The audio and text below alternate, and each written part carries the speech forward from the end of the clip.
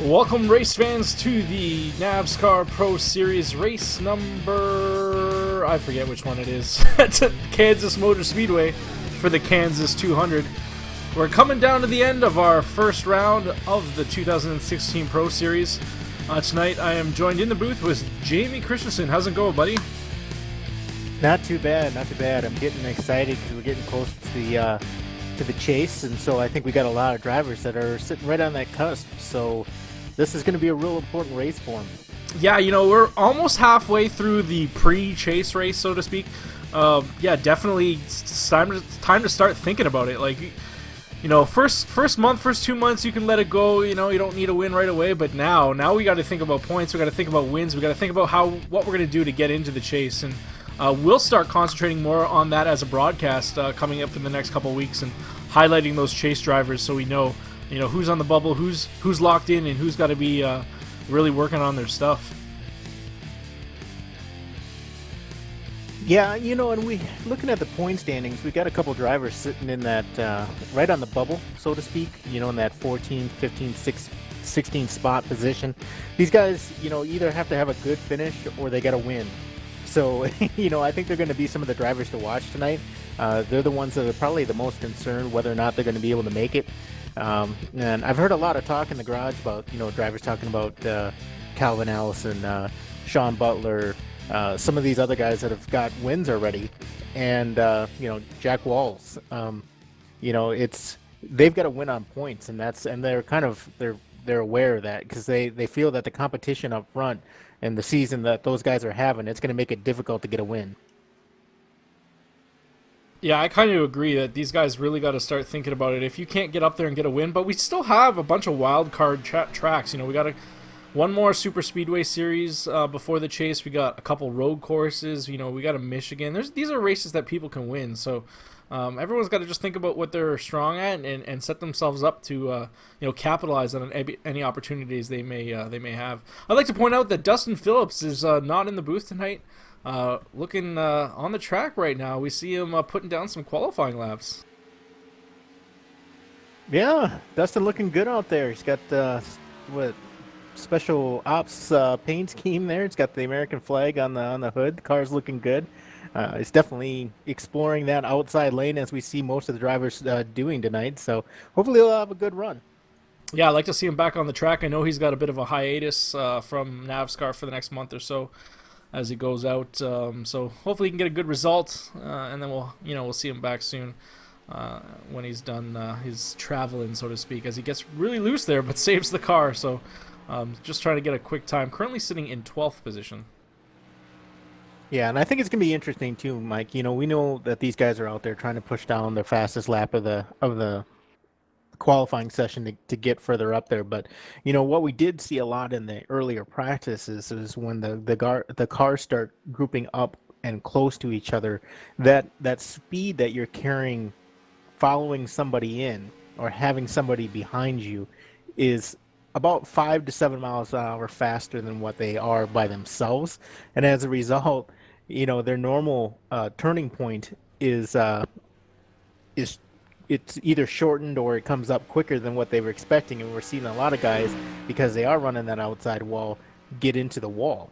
Yeah, you kind of speak to it. When you run that outside line, there's not a lot of room to make adjustments or recover. And yeah, if you enter the corner, behind somebody a little too quick, your natural instinct is to hit the brakes.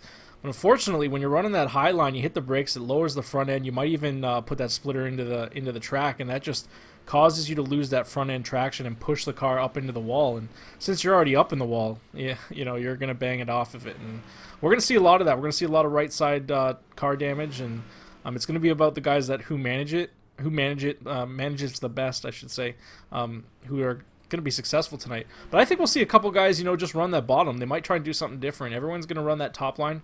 You might see a couple guys try and make it work on the bottom. Yeah, I'm hoping that once we get a few green flag laps in, we're going to hopefully be able to see some guys move to that lower line. I struggle with that because that requires people to run down there to lay that rubber down. But I've heard a lot of radio communication too, talking about how difficult it was to pass here, and so I think it's going to be one of these nights where we're going to have to see how well they play together in the sandbox, so to speak, because you're not going to get around that guy the easy way unless they make it a little bit easier on you getting around. And I'm hoping we see that here in the beginning of the race because there's no need to try to win this thing. 133 laps tonight. Track's hot. It's they got to let this thing play out a little bit. For sure, I agree. We actually made a last minute rule change this week. We got about half the cars so far have not put down a qualifying time. Some of these guys might be, sticking it out to the end to see what they want to do, but generally it used to be a rule that you had to go down and you had to put down a qualifying time. But that was causing problems for the NAVSCAR officials on policing that. So we got rid of that rule. Guys do not have to put down a time. So you might see a bunch of guys trying to start from the back of the pack. I caution these guys that, if your idea is that you're going to start or not put down a time so you can start in the back and control your own race, if half the field doesn't put down a time, you're going to be up in the mix of it anyways. So. Yeah, it all comes down to strategy. But some of these guys are kind of hoping for that, right? Because just like you said, there's the opposite to it. So some of these guys are really wanting to hope that happens so that they can get to the front. Yeah. Where maybe they haven't had a chance to in the past. So could be advantageous for depending on who you are. So I'm also interested about that track temp. Currently where it's obviously a night race, track temp is a little bit cooler. I thought we were going to see a little bit faster times along with a little bit more traction on the track, but because the track temp is only 78 degrees, so I'm hoping that maybe that stays in that area or even goes down a little bit. Who knows, Mike? At the end of this race, we might be seeing some of our fastest laps of the race. Yeah, I agree definitely. I think it's going to come down to guys managing their tires. Like we are going to put down quite a bit of rubber in that high line, so that could slick it up a bit. So that's going to make things interesting, but I think guys are going to have to take care of their stuff, take care of their tires, and really just work on their own race, work on getting to the end. And I think if you can do that, if you can keep your car clean, you're going to look at a top 10, maybe even a top 5 finish here tonight. Yeah, absolutely. Race the track, right? Yeah, that's what they say, man. Let's go ahead and take a look at the Battle of the Booth. Last week we had a shakeup, man. Dustin did really well picking the 555, got himself out front. He is now taking the lead. I've dropped back into your territory, buddy. I'm only 7 points ahead of you, so it's still anyone's game. Real close, 3 races left. Let's go ahead and let's make our picks. You pick first. This is going to be a tough one tonight. I think I'm going to go with Sean Butler tonight. Running. He got the second fastest qualifying time out there. I've seen a lot of laps out of his car in practice. I think he's going to be one to contend with here tonight.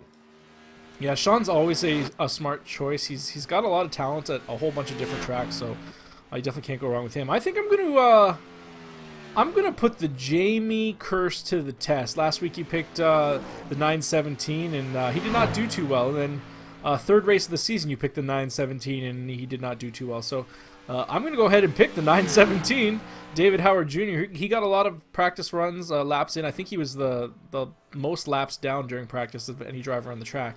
So I'm going to pick him. If he takes it home tonight, yeah, he's just going to stay away from you, man. Yeah, I think it'll be interesting. And it's an interesting pick because he's currently sitting, I'm showing 27th now.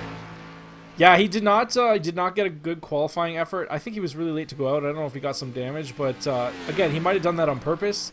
The amount of times that he was putting down during practice, he was super quick, and I'm thinking he's got some stuff to show when we get down to it. Yeah, it's definitely got his work cut out for him coming through the field. There's no doubt about it. But the car should be getting ready here momentarily. In about 15 seconds, we'll probably see him start gridding up. Let's just quickly take a look at the truck schedule. We remind our drivers that this week we did start up our truck series. Runs Monday nights.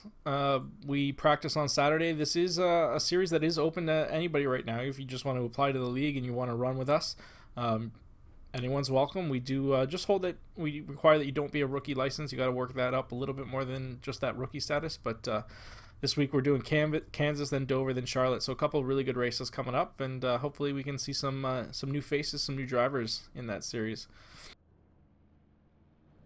All right, cars are gridding up. Let's go ahead and take us through the grid.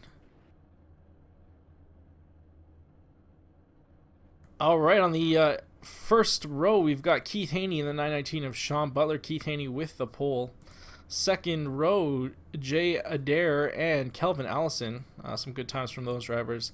Third row, we got the 15 of John Frisching Jr. and the 72 of Raymond Edge. Fourth row, Jason Wells and Nelson Rivera. Fifth row, we got the 00 of Brian Wynn. That's a good qualifying position with him. He's got to be happy with that. Timothy Lewis on the outside. Bruce Potter in the 59, William Long of the 11 in row number 6, Chris Sharp in the 24, and Mike Abbott in the 82, row number 7, Thomas Keane in the 929. You can see he's got a win there this season, locked into the chase. Ricky Goodman, row number 8. Row number 9, Brent Rogers, DJ Anderson. Row number 10, Dustin Phillips and Jeff Sharp. Row number 11, we've got Dale Albright and Scott Kidd in the 977. Row number 12, we got the 999 of Corey Warren and the 86 of James Skelton. Row 13, we got the 555 and the 901. Row number 14, we got the 917 and the 2. 2 did not put down a time. Everybody on back did not put down a time. Jack Wells in the 81 of Nate LaFleur. Jordan Beck, Daniel Haney, and Kevin O'Brien starting dead last. Well, definitely a full field tonight. Yeah, 33 drivers. Good turnout. Let's see if these guys can give each other room here. Absolutely.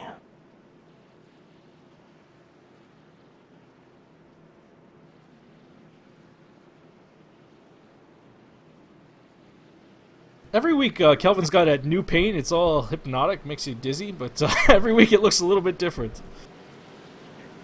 Yeah, he's always coming to the track with some real interesting paint schemes. You know, a lot of these guys, they've been coming to the track with a lot of really cool paint schemes. Either they paint them themselves or have somebody paint them. But, you know, it's always good to see that some fresh paint out there on the track. For sure. All right, we got the green flag.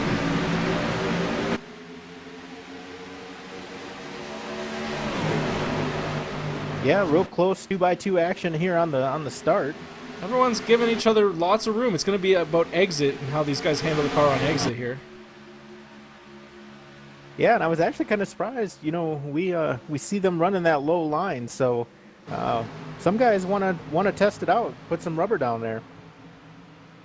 Yeah, when you got cars on the outside, I don't think you have much of a choice. You got to stay down low, and guys want to see if they can keep it down there. I think as tires get worn down, it's going to be more of a challenge.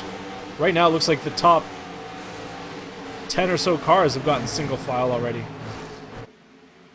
Yeah, and we're also noticing some of the guys using the apron across the tri-oval there. That's always interesting. I always thought it kind of disrupted the car a little bit, but some guys like it. Some guys like to be able to just push up coming into one there. Yeah, I think it definitely depends on the track, but you're right. This is one of the tracks where guys are going to use that apron. You just got to make sure that when you come back up on the track, there's not somebody in the spot that you were occupying before you went down there. But lap number 3, we're still under green flag conditions. That's better than I expected, and these guys are doing pretty well here early on in the race. Yeah, absolutely. We're seeing the 6 of Dustin Phillips. He's kind of making his way through the field there, getting a couple positions from where he started. Up 3. Sliding up front of the 4 car there, makes that pass cleanly. The 8 car of Brent Rogers is following behind right now. Oh, the 4 car. Ooh.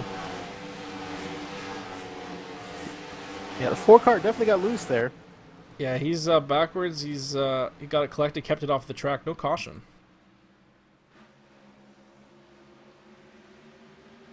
Yeah, he's definitely getting back up to speed. It's a good thing, no damage on the car, so that's going to be good for him. But he's definitely, we see him on the backstretch there as the leader is coming into turn 1, so he's got to get on the move here. Oh, we got the 00 in the wall. 14 goes underneath. Just a little bit of contact between those cars.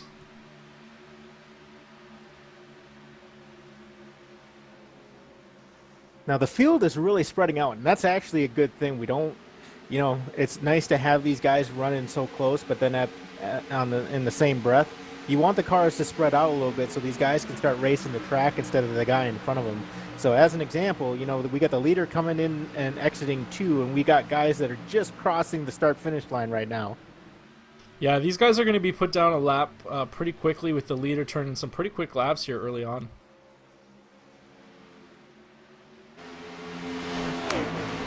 Fastest lap time of the night. Jay Adair, currently in 3rd position, definitely got the fastest lap. But he wasn't the fastest the last lap. That was John Furshing Jr.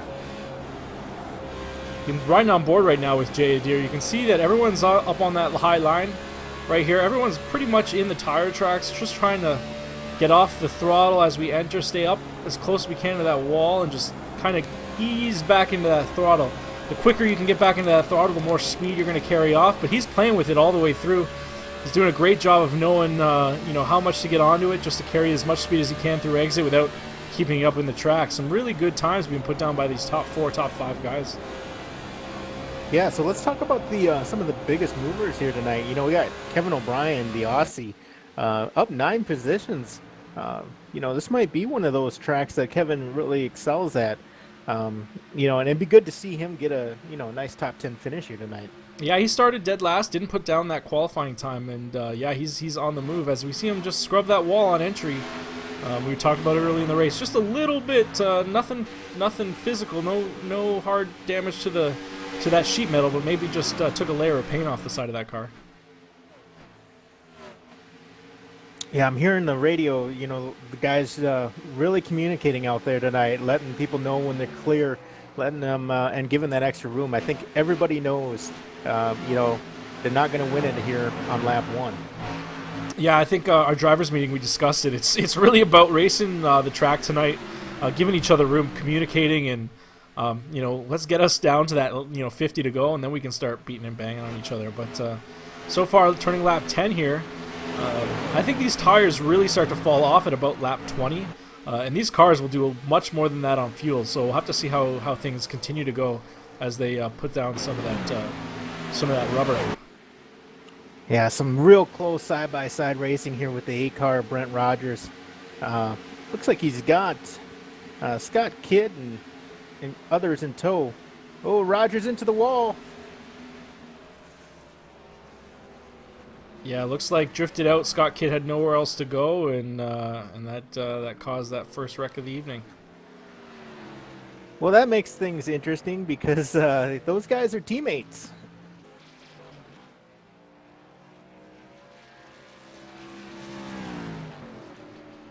Yeah, I don't think anything was racing really hard there, just trying to get under him. Let's go ahead and take a look at the replay.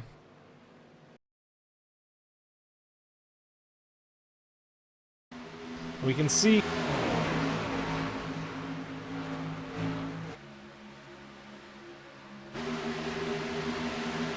the 8 car is, down low on the corner, trying to get back into the gas, but it's just drifting up. I think that car has a tendency to push up. That's why the high line is so preferred, and he just pushes up into the 951 and gets on the gas maybe a little bit too hard, but 951 has nowhere to go, and looks like he didn't possibly get too much damage. He did keep it moving forward. The 8 car was the biggest casualty in that one.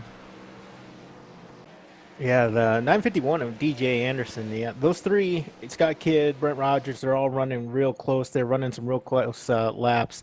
In instances like that, you almost want to just see somebody back out because it's never going to end well running that close side by side this early. So, yeah, I agree. I think I say you want it that bad. Here you go, take it. I'll race you later on in the race.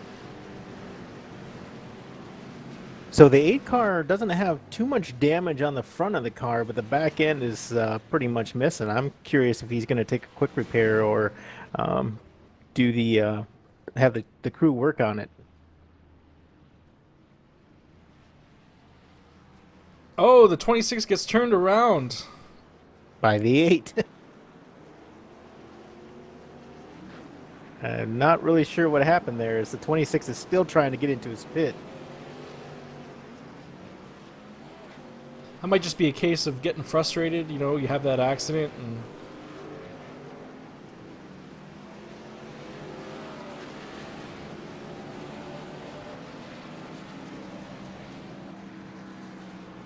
Yeah, and I'm not sure what the 26 was.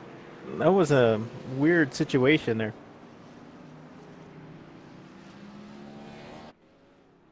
From what I'm gathering on the radio here, Mike, is it sounded like the 26 may have missed his pit stall there and was trying to back up into it. That's interesting. We're not going to review it during the broadcast. We'll probably take a look at it after as the officials, but under caution, nobody else was hurt in that. It didn't look like the 8 suffered too much from it. Just one of those deals. Pit road can be a hazardous place, that's for sure.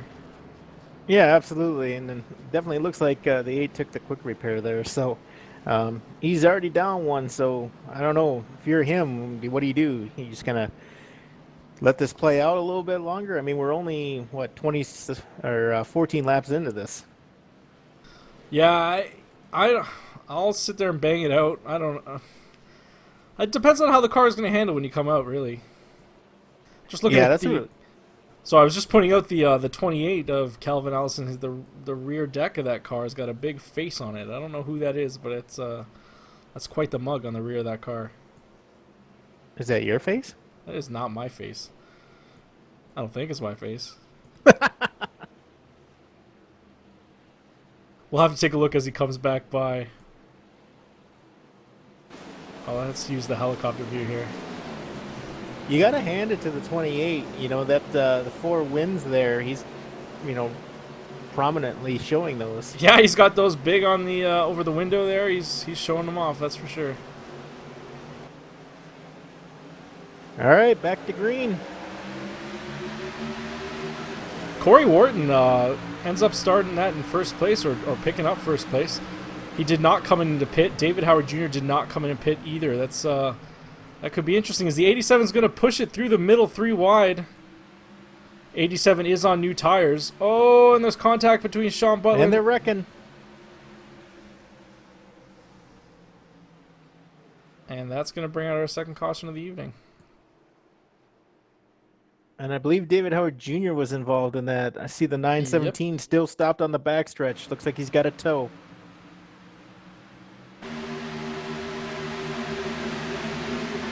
Yeah, I don't know. Sean definitely... Sean comes down there. Let's take a look again at this replay.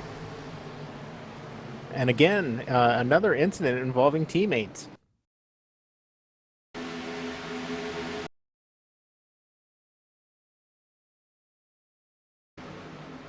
Let's take a look at just Sean here. turned left, didn't he? Yeah, I don't know if he thinks that he's clear there. So he's coming around the 999. Let's go ahead and ride on the inboard with Sean.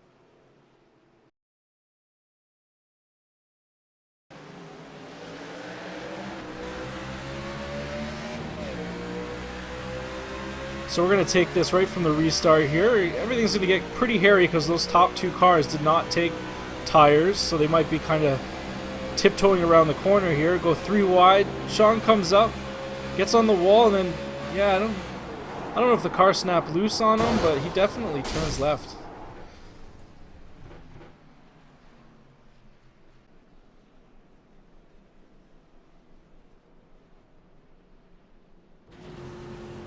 Yeah, I'd like to be a fly on that team communication radio.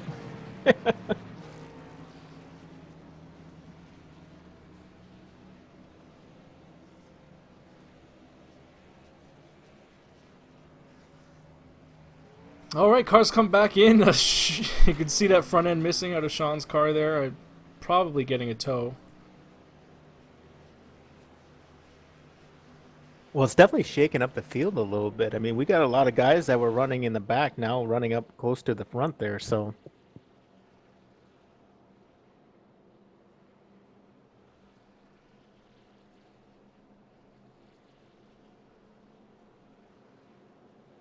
You know, we haven't talked about him a lot tonight, but Keith Haney, he's been up front. I think he's going to be a strong car here to deal with, especially with that clean air. Yeah, now that he's got those tires and he has been leading, I think that you're right. I think clean air here is going to be important. Getting out away from the pack behind you is going to be key. I think I almost want to start, top 3 rows versus in the back, just because We were calling for a pretty challenging race. I know that first 10 laps actually went by pretty smoothly, and if these guys can get rolling again and spread out, I think it might continue.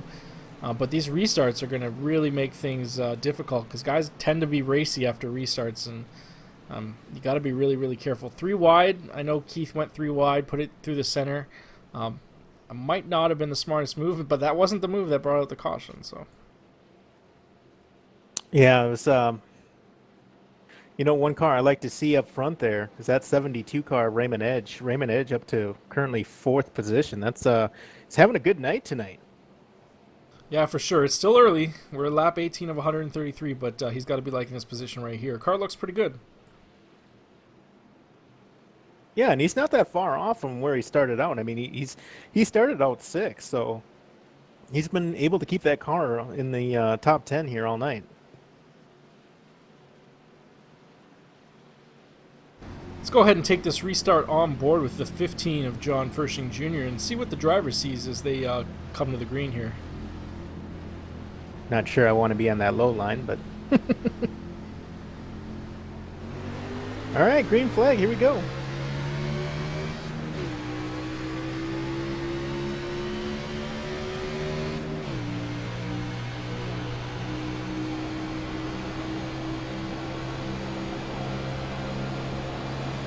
Mike, I think it's always so interesting, and depending on the track that we're going to, but it's always interesting to see, a lot of times it's got to get the car to the bottom, and here you got guys trying to get to that outside line, because that's where the fastest way around the track is tonight so far. Yeah, it's amazing. It's much different. You would figure that low line is just, it's the shortest distance around the track, so it's got to be the quickest, but with the amount of speed that you can carry on that top line and how upset the car feels in the bottom line, you're right. I think guys are typically happier in the top. As we see the 929 jump down to make a pass on the 72 of Raymond Edge. Does it pretty well here. It looks like he likes that mid to bottom line. 72 is going to fight back here.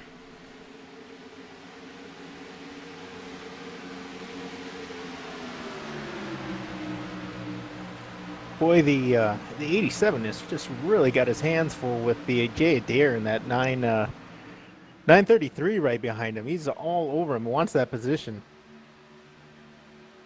Yeah, he's definitely he's looking feisty here tonight. He's pretty quick on the track. He's gonna put that pressure on Keith. That's gonna kind of get him uncomfortable, and I don't know how hard he's gonna be trying to get by him here. Maybe he wants to lead a couple laps, as might be able to make it happen on the outside, but nope.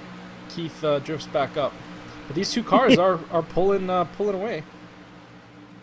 Yeah, Jay Adair just ran the fastest lap and has the fastest lap of the night. So we know that 933 has got speed. I'm really interested to see what we do at the end of a tire run and how things can kind of be shaken up when we get down to used stuff. They're both going down low. You can see that the 933 tried that low line. He actually forced the issue. Looks like he gets that inside line pretty easy there. Is he going to be able to keep it down and complete that pass? 87 fights back on the high side. You can see there the difference between the high and the low line. That low line just really caused the 933 Caution's out. Caution. Did we see what came out? Yeah, so Raymond it is Edge. the 72 and the 999, I believe, if there is one. Let's take a look. We got the replay on. We're on the Corey Wharton. We're watching the 72 here. 999's not around him, so I'm not sure what happens. Oh, 72 gets into the wall and gets loose, and couldn't save it. And the 999 is just, the 977 just destroyed him, and then 999 hit him too. Just, it's tough to slow down when you're barreling into that corner, and yeah, that was a tough one. Let's ride on board with the 999 and see what he saw.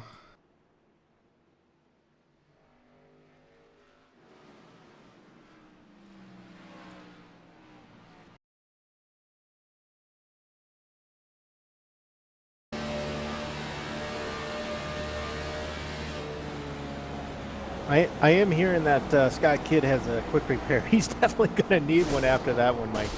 Yeah, there's nowhere to go for either of those drivers. Just 72 comes across the track. It's a really high-speed corner, and there's nowhere to go when a guy's in the middle of the track like that. 2 cars collected, and they'll be using their quick repairs, both of them. So again, let's not tell Raymond that we highlighted him right before that restart and Right. talked about how good he was doing up there in fourth position. So yeah, it was kind of interesting too because before that caution came out, there was a previous incident that came out with the 11 car of Will Long. I'm not really sure what happened with him, but he was literally on the other side of the track. He was a half a lap back from where the lead pack was at. So Interesting. yeah, so fortunate for him, the caution comes out and he's able to get the. In fact, I think he is the lucky dog here, as I see him kind of coming around uh, the leader.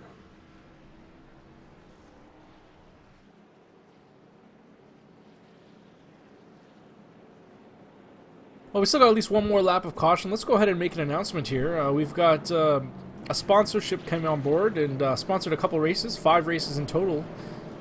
And we are doing the first ever Pro Series Dash for cash. A total of 5 races, each going to have regular points standings per race. But we're going to track the points over those 5 races, and then it's like a series within a series. And we're going to pay out the top 3 drivers. 50 bucks goes to the first place, 20 bucks goes to second place, 10 bucks go to third place, and then we've got a $20 award for the safest drivers as well. And then each individual race will have some money up for grabs for paints and stuff like that. Some pretty cool races, some pretty great tracks there. And we got to thank Dumper Speed Shop for coming on board, putting this together. I think it's going to be a lot of fun. I think drivers are going to be excited about it, and it might get guys to concentrate on these races, test and make sure that they're competitive, so they can put together 5 great finishes and maybe take home some money. Yeah, you got to really look forward to that. I know a lot of guys that I've talked to are pretty excited about having a little chase or a little competition inside the series here. Yeah, I know that the Xfinity Series has a dash for cash for those guys, for those rookie drivers to kind of make some extra money. Same kind of idea, but we're running it in our Pro Series, and I think there's some great tracks here and some good sponsorships, and we really appreciate the support from Dumper Speed Shop and then CRC Racing and that whole team over there. Those guys really are committed to the league and the sport and doing everything they can to make it better and get these guys involved. So we'll have some more information to share about those races. We're gonna have some paint scheme competition. We want to see some good paints from these guys, and we'll be I think me and you will be deciding our best looking paints for some iRacing credits. Very nice. Well, 26 laps in, and we've already got a couple cars that look like they're in the garage right now. Brent Rogers looked like he was having some connection issues earlier on, and it looks like DJ Anderson is also retired. Yeah, I do have DJ off the track. Nate LaFleur, I don't know if Nate LaFleur started. I don't think he did. And it looks like Jason Wells is out of the car. I don't know if he's having connection issues, but he's dropping back, and I'm not showing him on track.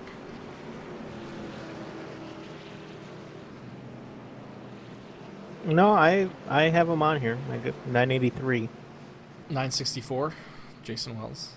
Oh, I was looking at Jack Wells. Sorry. Yeah. JWs. All right, we're going back to green here. Let's see if these guys can put together a nice long stretch here for us. Lap 27. Green flag.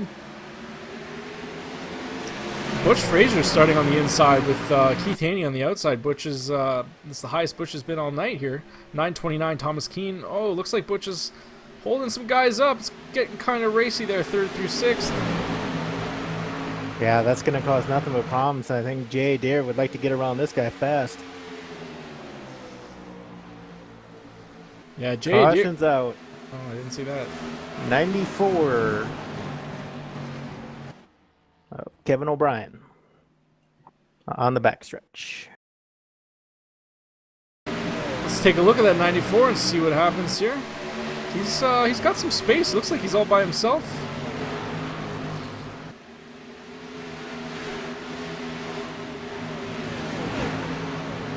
Oh, he just ends up getting 2 cars come out on the outside of him, and having that him on the inside, he's just trying to turn it down, keep it from keep it coming up, and that sets him around. And he puts it hard on the inside, safer barrier. That's going to require a quick repair if he hasn't used it up.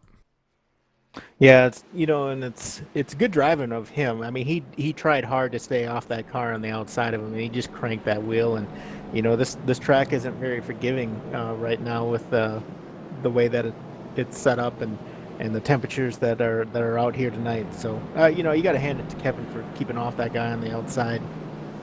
Yeah, for sure. As we see some cars coming down, get some tires. Looks like the 555 is going to come down and get a set of fresh ones there. I'm not sure if he wasn't too happy on that restart. They were definitely bunching up behind him there, so he's going to come get some gas, top it up, and get back out a little bit farther back in the field.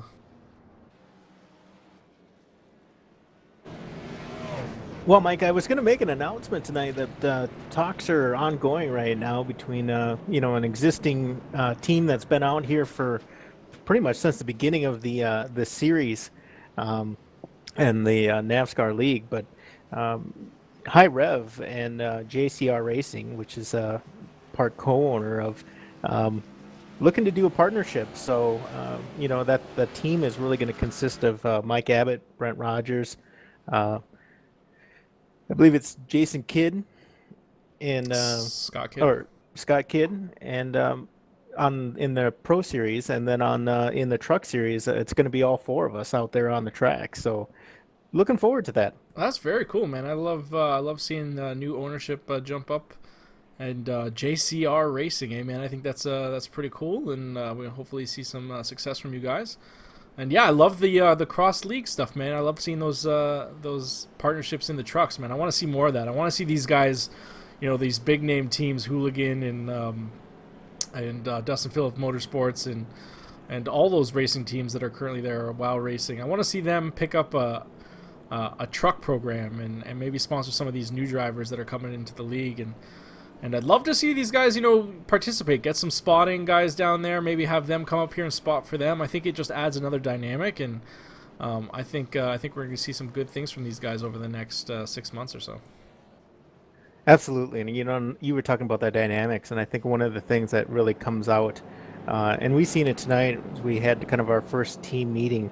A lot of strategy going on. A lot of guys talking about the lines that were being ran, what kind of setup that they had.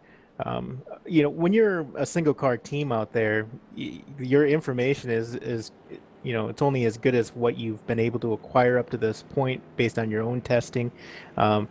Putting four heads together and talking about what's the best way to get around this track and what's the best strategy to survive it, maybe depending on if you're like at Talladega or something like that. It brings a whole nother dynamic to the racing on and off the track. I think you speak to like the most important thing. We've all got the same cars. Like everyone's got the same equipment. But yeah, when it comes to line breaking points and all that stuff, man, talking between teams, huge benefit. Huge benefit to have four heads together and maybe work off each other.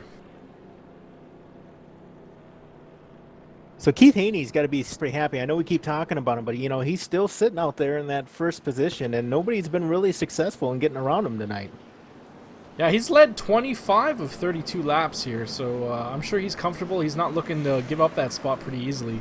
But I don't think, Thomas Keane, Nelson Rivera, Jay Adair, I don't think those guys are going to be happy letting them run this race up front. No, I don't imagine that they will be, but it's one of those things that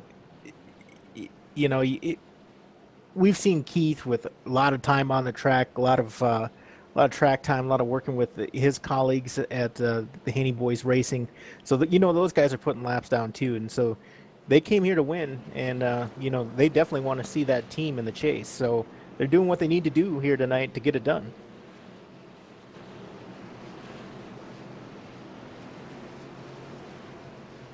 I did notice that the 6 car of Dustin Phillips, he tried it out there with no rear end on that car, and I think he thought better of it after experiencing how it drove. He's out there with a fresh car, so hopefully he's got some good luck as we get ready to go green here. Green flag.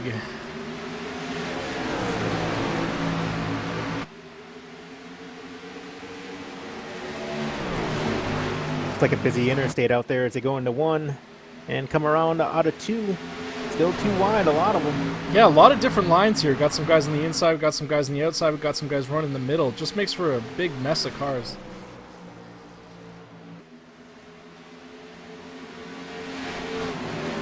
Almost 3 wide there. In fact, we do have a couple of 3 wides coming out of 4. Jay Adair does not look happy with his car at the moment. I think he likes that clean air. Being around cars looks like it's making that car just a little bit uncomfortable.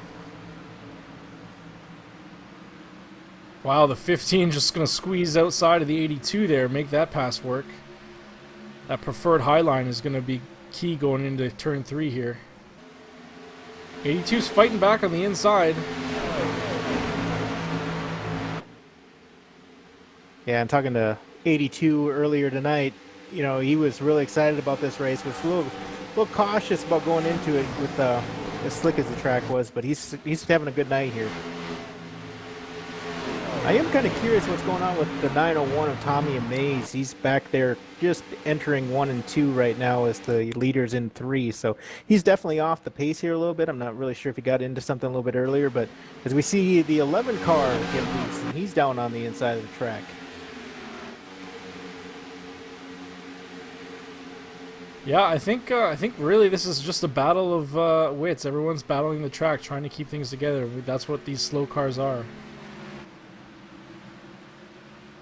Yeah, it's interesting because I'm noticing on several spots on the track where we've got drivers almost trying to dodge other drivers that are not running at the same speed that they are. 999, Corey Wharton gets loose. He's down on the apron in 3 and 4. Oh, and he spins up into the track. And that just collects 3 or 4 drivers. Yeah, it looked like Butch Frazier was involved in that. Yeah, it looks like he self-spins there. Just that car just comes around. The cars around him, I'm so surprised we're able to get around it. But looks like Corey had it together, but lost it on exit of 4 there. Yeah, it looked like Dan Haney was also involved, and somebody went right into Corey Wharton there, and can't see who that is. There may have been a little contact between the 72.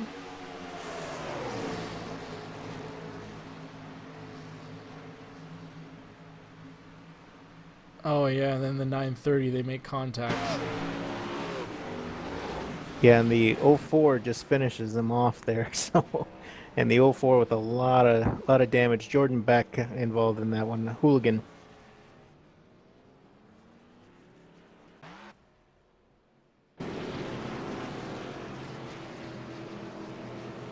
All right, looks like everyone's in line. They're going to come down pit road. See if anyone's going to do a little fake and jump back out on the track last minute. But looks like everyone's key to come down and get some tires.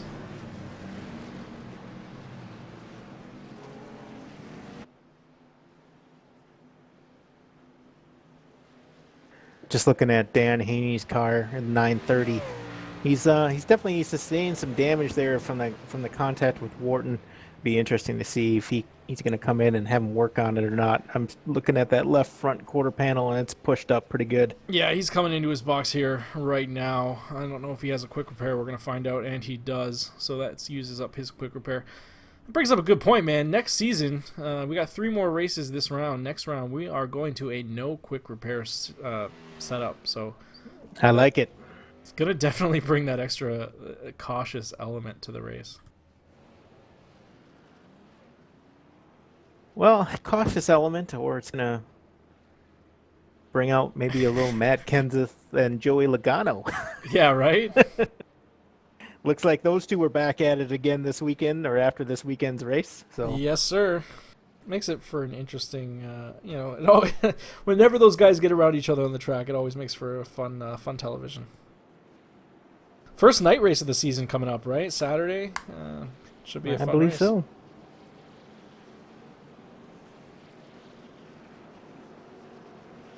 Tommy Amasi comes down pit road behind, in front of the 11 of William Long, who also comes down. I am showing the 4 car of Ricky Goodman leading, just led a lap here.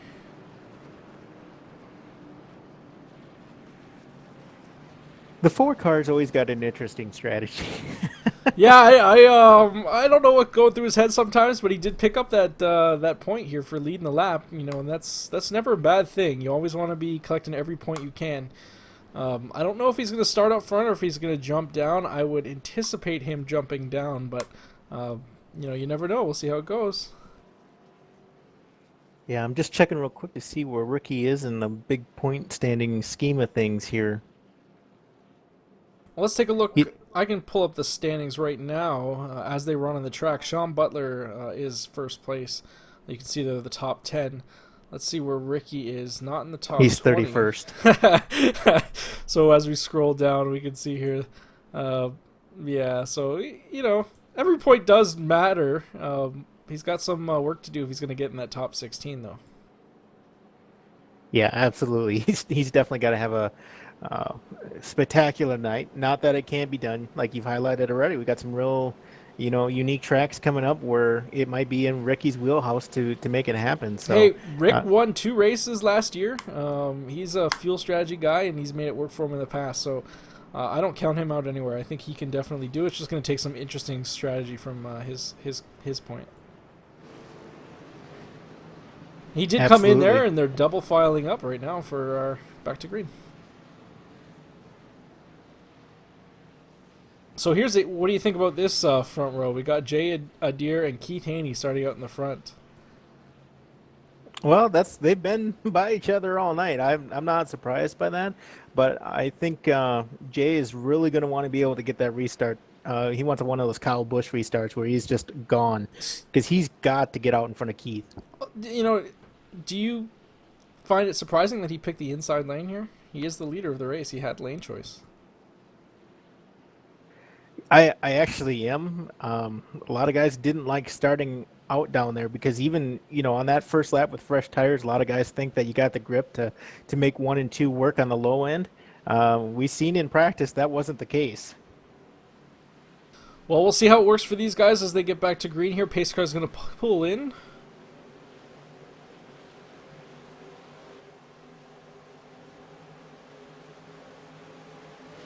And green flag. Real strong start here by Jay. Yeah, they are side by side going into turn 1. Keith's going to use that high line to get off this corner. If Jay can make it slide up, he's going to try it. I don't think he's going to get it. Yeah, wow. He thought about it, but kept it down. Yeah, not with the 15 there behind the 87. I think that little extra momentum with having another car behind you is really going to make that outside work. And he actually might lose another position here to the 15 of John Frisching Jr. Yeah, I'm surprised he didn't slide up in between those 2 cars.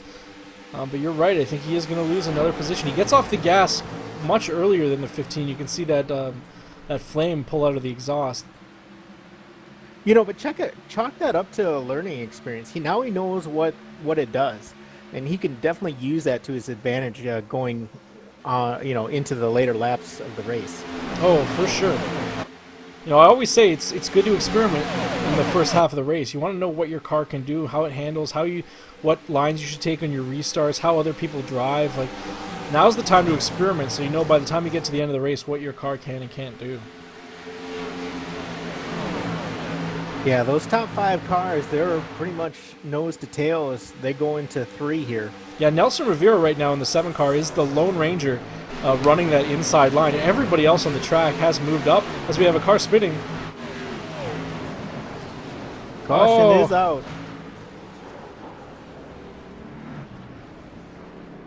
Oh, insult to injury. I don't know what car is sitting on the track there. Did you catch it? Looks like the 59. Bruce Potter, it is. Let's take a quick replay and see what happened here as he tows. Yeah, I'm seeing the 2 with damage as well, or 2 stopped on the track there. Yeah, Bruce just loses it. Just that dirt tracking around the corner and comes back right up in front of the 930. Nowhere for him to go. Oh, and then I don't know who that was, but couldn't get it slowed down. There wasn't enough room on the outside, just insult to injury. I'm not sure what happened to the 2 car. We can take a look. Yeah, it took the two. Yeah, he avoided it, but he just, that reaction Yeah. to it Oh, just. he came down. It looks like the 983 came down and clipped him, but the 2 doesn't hit anything. Just takes a little clipping in that corner panel, and he does exactly what he needs to do. This 2 car just holds the brake, doesn't want to move, just stays where he is while all these cars drive around him. That shows that heads up from the 2 car. That's definitely what you want to do if you're sitting in the middle of the track. You got 15 cars coming by you. Uh, Wait till they clear, and now you can see he backs it up. They're all clear, and he goes on. Kind of relate it to driving your personal car. You got a deer jump out in front of you on the highway. Do you want that deer to jump around the road so you don't know where to go, or you want him to stand still so you can drive around him? And that's exactly what he does. He does it perfectly. Yeah, he's definitely got some damage there on the hood. I mean, the car looks pretty good. I'd almost want to have the guys take a look at that first before I burned up a quick repair, especially with we're on lap 46. We got plenty of laps to go here. Yeah, you can see the damage in the right rear quarter panel. That's just where that car clipped him and spun him around. So, and there is some front end damage. Actually, looks like quite a bit of front end damage. So I don't know, man. You kind of got to get that banged out a little bit. But he does capitalize on that caution and ends up getting back up to 8th place, because when the caution came out, it froze the field. So he is going to come in here. Let's take a look and see if he uses a quick repair.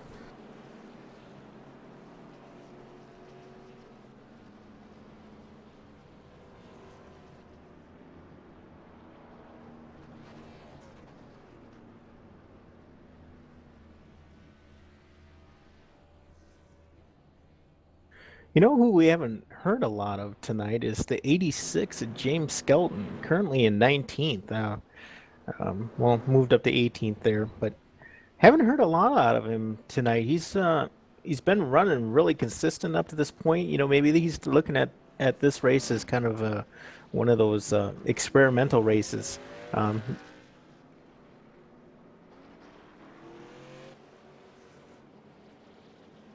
or he's just waiting for these guys to be done with it so he can move up and get a top 10. Well, he did. I think he did use that quick repair because he is the one who kind of just ran into that incident.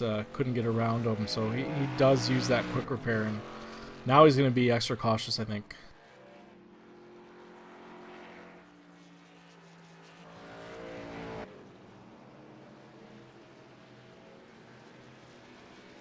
So it looks like the field's getting together here as we got a couple to go, but we got some pretty big movers after this last incident. Back up 15 spots, currently to the 15th position. So he's make that 16 spots as we're still getting him to sort out here. But yeah, good to see him moving up towards the front.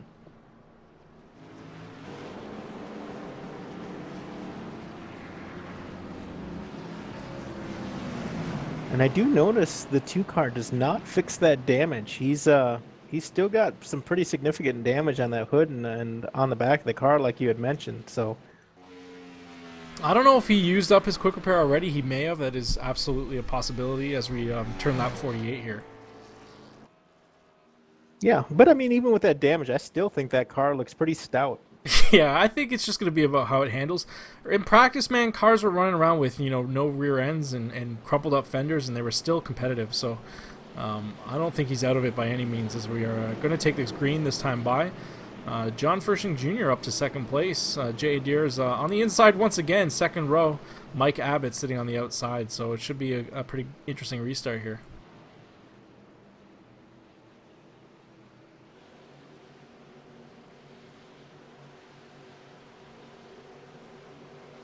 Well, now Haney's got to deal with Fershing Jr. on the outside there.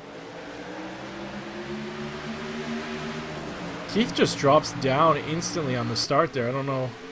Yeah, that was a real interesting move. I'm not really Yeah. sure what that was about.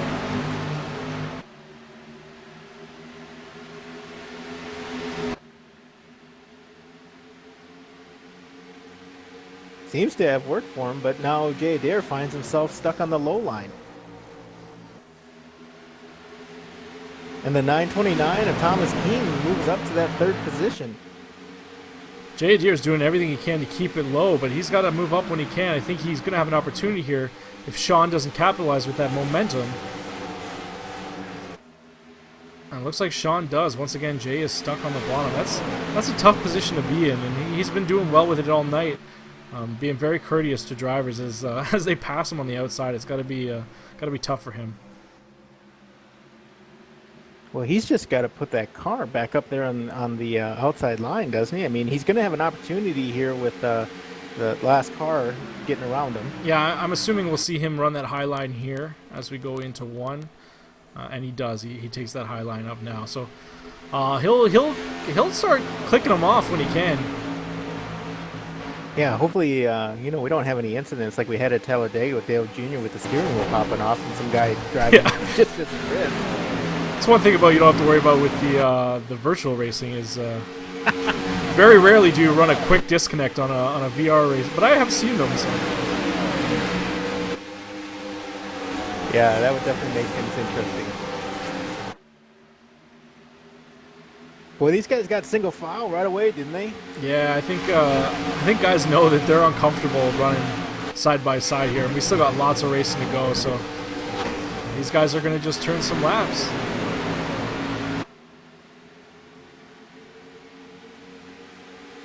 I don't think Thomas Keane is going to stay in line for very long, though. I think he's going to try and get around this 15 car here pretty soon. Well, let's get it interesting because we're starting to see some of these guys drop down and use that Keith Haney line down on that apron coming across the start-finish. And I'm just like, you know, I get that it might be a little bit shorter around the track, but I still haven't seen anybody really take a major advantage or get a major advantage by doing it. Keith Haney looks like he loses time every time he does it, but, you know, there's not enough time for that outside line to gain on him, so whatever makes you comfortable, man. Yeah, I'm curious if he's thinking that if by going down low he's breaking that draft off of the 15's nose and you know, getting a little bit in front of him that way, or you know, I'm trying to understand the logic behind it. Well, it's definitely possible. The draft is going to come into play.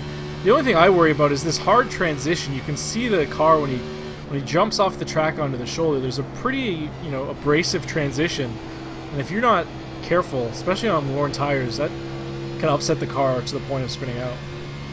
Boy, Thomas Keane tried to make that take that second spot, and he might pay for it here because he's got company with the 82 now right on his bumper because he fell back so much taking that low line in 1 and 2. Riding on board right now with the 82 as watching these cars take different lines in front of them.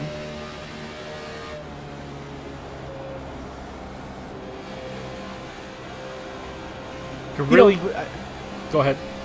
I was just going to say, you know, the only thing that I can think of that just kind of makes sense to me is that, you know, Keith Haney is used to running that line, and there's no, you know, maybe it has nothing to do with trying to take something off the car behind him. Maybe he's just used to how the car handles coming up out of the track in that transition going into one. Yeah, you can see Sean Butler taking that same line as well. So, you know, it's definitely a viable line. There's definitely nothing wrong with doing it. Whatever makes these guys comfortable and is fast for them. And, you know, he's leading the race right now, so whatever line works for him, man, we gotta support it. Yeah, absolutely. And, you know, I'm starting to notice these guys get a little bit lower on the track now. Yeah, I think the rubber's really starting to come in on the outside line. It's going to kind of Cautions out. Cautions out. 977. Scott Kidd. Let's see if we can take a look. Josh Buckley in front of the 977 here. I don't know. Oh, what was that? That was very weird. Let's ride on board.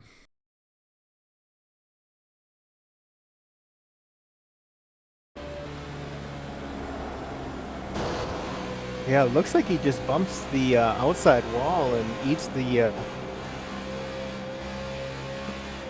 inside wall. Yeah, that's so weird. He hit the outside wall in the turn and then ran up on the 2 car. But yeah, it's like that wall came out and hit him. Like, it's not like he hit the wall. It's like the wall came out and just punched him into the inside wall. That was pretty weird.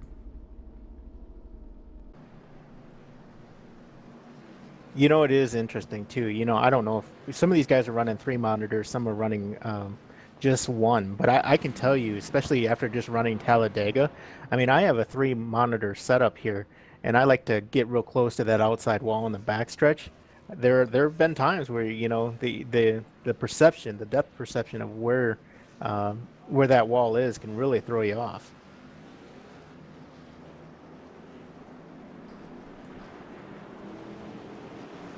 Looks like we had a lot of takers there on lap 59 coming to get some tires. I think we're going to see that every time, man. People are going to come in and get tires whenever they can.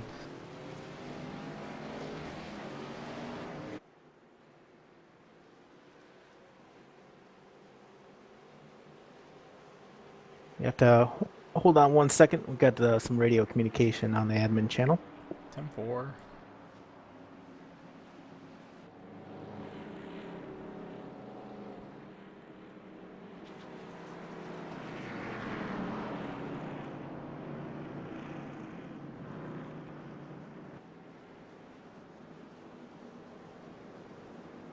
Let's go ahead and look at the schedule once again. So next race, we are doing the Lucas Oil 200.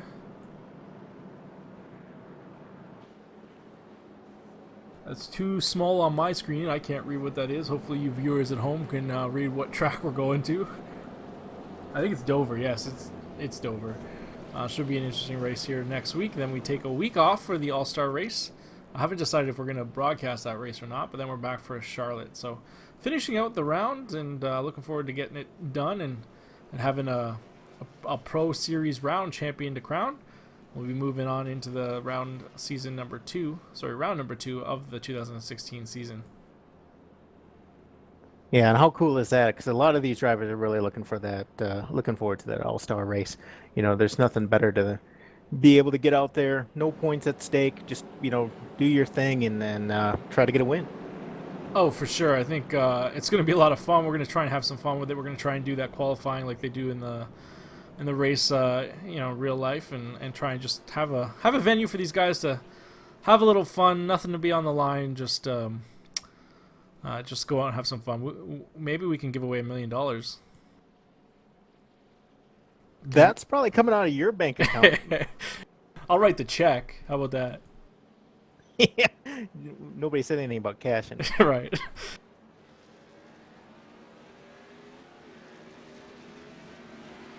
All right, cars are getting the wave around. That means the lights are off, and we're gonna get the one to go here. We'll be taking the green as we come back. Thomas Keane is got off pit road. Looks like a little bit quicker than the Keith Haney, so he has the lead. Looks like he opted for the inside line. Keith Haney on the outside. Nelson Rivera, John Frisching Jr., Mike Abbott round out the top 5. Some different players up at the front here. Nelson Rivera, you know, he's been flirting with the top 5 position all race here, but second row on inside lines. See if he can do something with it on this restart.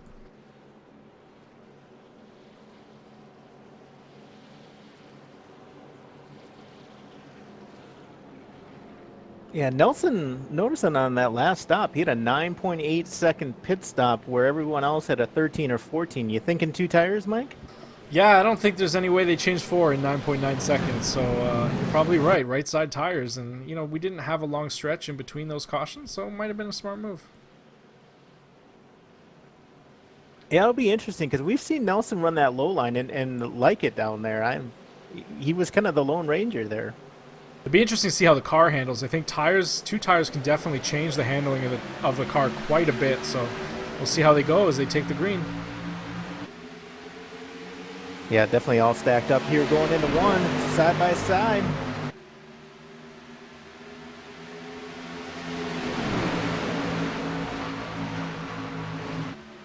Looks like that 82 stuck on the inside looking for a spot. 919's not interested in backing out of it a little bit and letting them in, so.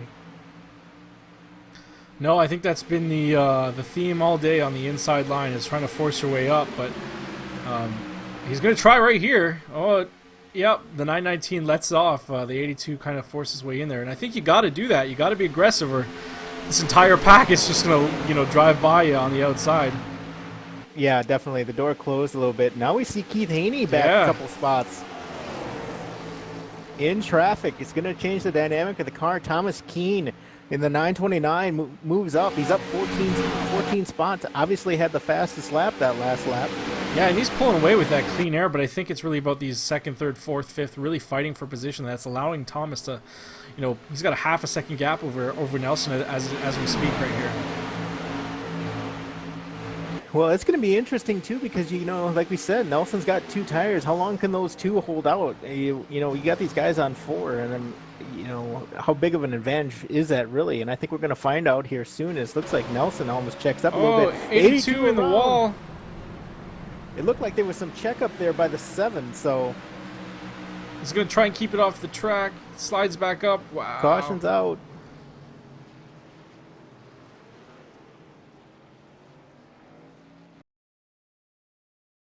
Yeah, I was just watching right in front of that, right before that happened, and it just looked like the 7 was just a little bit slower coming out of that corner, and I think, I'm not really sure if that played into it or not.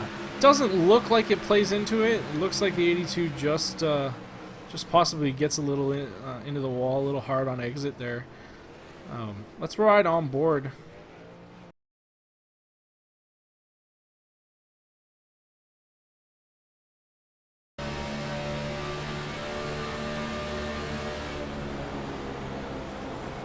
Definitely runs the entrance a little bit harder than the 15. He does have to get up on it, but yeah, he just all by himself runs into that wall. He tries to keep it off, tries to spin it around to keep it off, but unable to do that. Yeah, you're carrying. I talked about that at the very beginning of the race. You're carrying so much speed down there when you're behind a guy. It's different than when you're running out there by yourself, and the points come up so much quicker. You can't necessarily even see what the point is at that point because you're so close to the bumper. You're almost reacting to the car in front of you as opposed to maybe a marker on the track that you're used to turning down. For sure, and I think once you use a car for reference, once you Yeah. yeah, you set yourself up to follow the leader, so to speak, into the wall. You got to be really careful. I think we're all guilty of it. I think we all have done it. We just watch a car drive into the wall and follow him in. Oh, I've never done that. Right.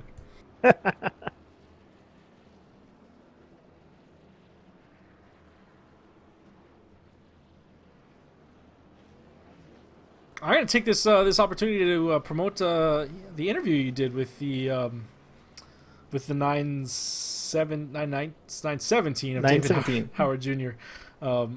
Nice job with that, man. I thought it was really well put together and kind of gives a little bit of insight on what kind of background our drivers have. Yeah, absolutely. And if folks want to check that out, it's definitely out there on the YouTube channel, on the NRN channel that we have out there. So I spent about 30 minutes talking to David Howard Jr. on his race at Talladega and his season up to this point. And he had some really interesting things to say. Was really good to get inside of the driver's mind, so to speak, on some of these things that have been going on at different tracks.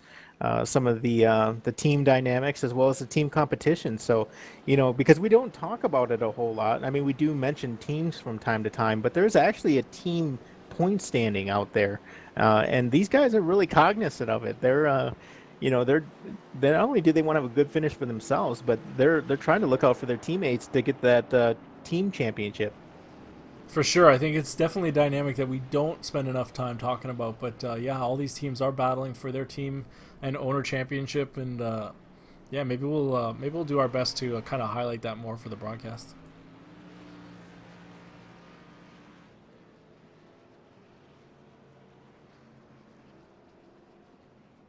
Well, we definitely got some movers and shakers here. Dustin Phillips seems to keeping his head above water tonight, currently in that 11th spot. But right behind him, Jordan Beck, up 18 positions after being involved in that earlier incident. So good looking out for him. Jack Walls, also right behind Jordan Beck, up 16 positions. And last but not least, Butch Frazier, also up 11 positions. So some real good night for these guys. And if they can just maintain that car, kind of maintain the focus and have some discipline around the track, I think they're going to have a pretty decent night, especially for a points racing night. Yeah, I agree. You know, we're just over halfway now. These cars still look in pretty good shape. I know some of these guys have used their quick repair. Probably most of the field have. Um, but you know, with half the race to go, I think these guys are now in the mindset that we need to get to the end, and I think we're going to see guys take care of this stuff. But we still see a lot of self-car incidents, like single car incidents, whether it be bouncing off the wall or just getting loose. Most of this stuff has been, guys fighting the track and not fighting each other, and it just kind of collects other people. Yeah, so the caution lights are still on the pace car, but I'm showing Jeff Sharp as being in the 949, being the first car one lap down, uh, and then after that, it's kind of a. I don't think we're going to see anybody get a lap back anytime soon unless they fall out right after an incident happens. Because the next car behind Jeff Sharp is Scott Kidd, and Scott Kidd is currently 11 laps down. So. Yeah, I think you're right. I think Jeff's going to just kind of keep his stuff together so he can get that position back, and I think he'll have a couple more opportunities to do so as we're getting ready to take the green. The lights are off, and we're pulling off turn 4. So just if you're watching a replay there, Jamie, just make sure you hit that button. We're about to go live. Yeah, absolutely. And I was just checking real quick in the garage. Looks like the Scott Kidd and his team have they went ahead and retired that car for the night. Interesting restart. Seemed a little checkup there on the inside line, but they get it going. We see some guys dodge or dart right out to that outside line. Want to get up there early. Yeah, Haney jumps up there as soon as the green flag comes out. Totally legal. Doesn't look like it worked for him, but he gave it a shot. John Pershing Jr. now down on that inside line. Not really sure, he's just trying a different line. Get these, they're really fighting up there on that outside line. Yeah, it looks like he's going to get stuck down there. It's been the story of the evening. Inside line is just not quick off the corner, and it's really hard to make that pass work.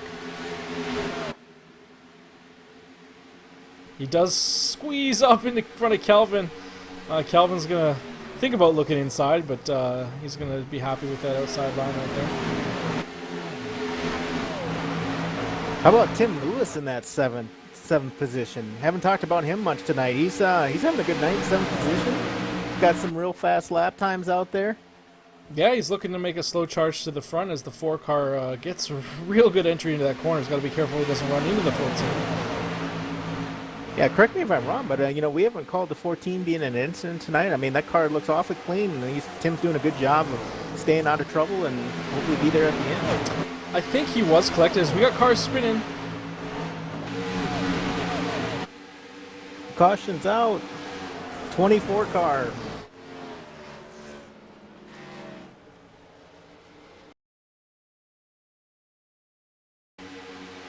Let's take a look at the 24 car again. He runs up into the 6 car, and that just checking up. Oh, and then the 2 car follows him around. 2 car does a great job saving it and driving around. That was pretty gnarly. Looks like the 4 car loses it. No contact between any cars there. Just a bunch of ballerinas spinning down the banking.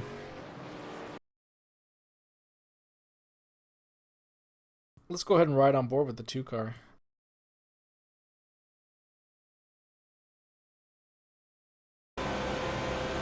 Ooh, a lot of people faking going into the pits. I got Thomas Keane staying out.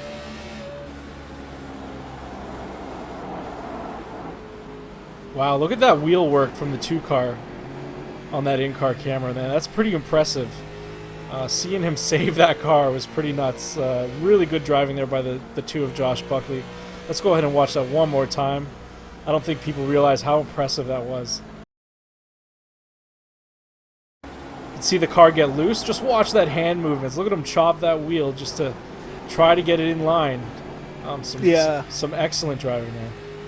Yeah, that's impressive. That is very impressive.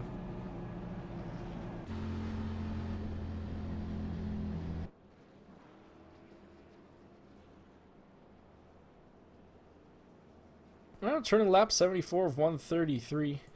So did you never touch base with me about the conversation that was going on in the admin channel? Is it something we won't be talking about on the broadcast, or is it something you can share? Yeah, it's probably something saved for the hauler. I mean, it's just it's one of those things that there was an observation made on the track and wanted to bring it to the officials' attention so they could go ahead and review the tape. It was something that we had already discussed and highlighted before, so uh, I don't think they'll come, or I don't think there will be anything that will come of it. To be quite honest with you, we've already reviewed it um, indirectly. So Sounds good. I do want to talk about sponsorships though, real quick. Yeah, Yeah, absolutely. So we are pretty big fans of Joel Reel timing. It's a great application that we found that works well with what we're doing here. I know a lot of drivers use it, not only with their fuel calculations, but also just getting stats and metrics on the car while they race. So it's one of those things that we're really happy to announce a sponsorship by them, where they're going to be sponsoring a couple races, where they'll be handing out some license keys to the winner of those races, and then also a license key to the champion when we finalize the chase. So real happy to have them come on board, and we may even see them come on board as a sponsor of a car. More details on that coming up. nice. I like the tease. That's pretty good stuff. Yeah, I can't say enough good things about that product. We're going to see a lot of integration between the broadcast and Joe Reel. We're working on some stuff for the website that'll, if you're watching the race right now on YouTube, you're missing out.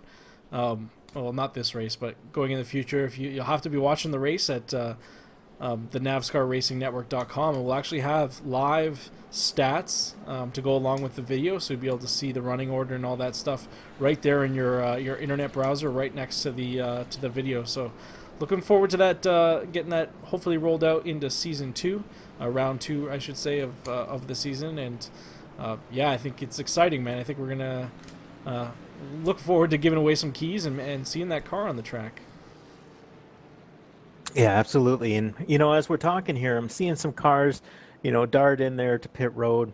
You know, I'm curious of what your thoughts are, because some of those cars, like we got the 555 of Butch Frazier, we've got Mike Abbott in there, we've got the 901. A lot of these guys may be thinking that they might be able to play this out with fuel strategy, but I would be very Yeah. nervous if I stayed out and tried to think that I was going to be able to stay out there with old tires. Yeah, I think you're right. I think we're there. I think we're in the window. I think we've actually been in the window for a little while.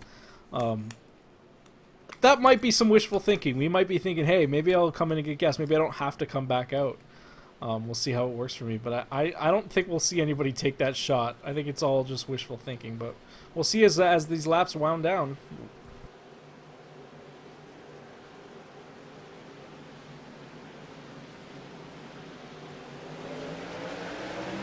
Green flag is out. The 929 drops down to the apron as well, right on that start. That's something that Haney did on a couple restarts back. I don't know what the benefit of doing that is, but a couple drivers have done that now.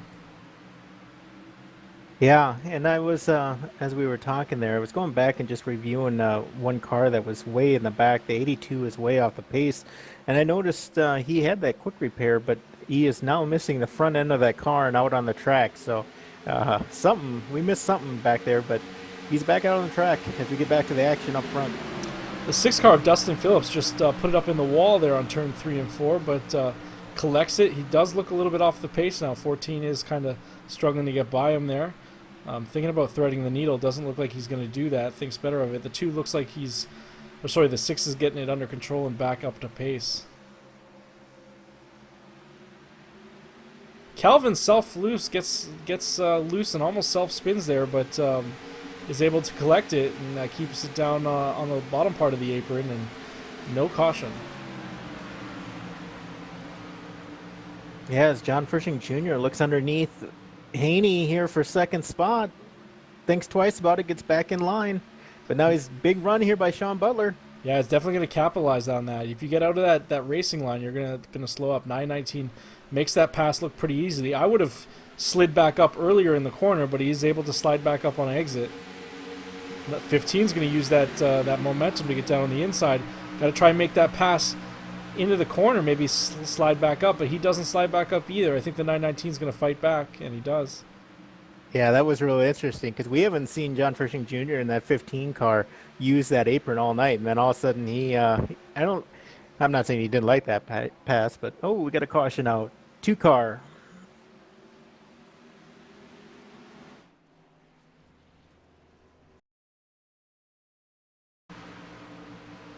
Oh, the 14 is slow and spinning on the inside line there. The 2 car, yep, just into the wall on his own. Isn't as lucky. Oh, puts it hard into the inside barrier, and that's going to probably end his night. I don't think he has a quick repair.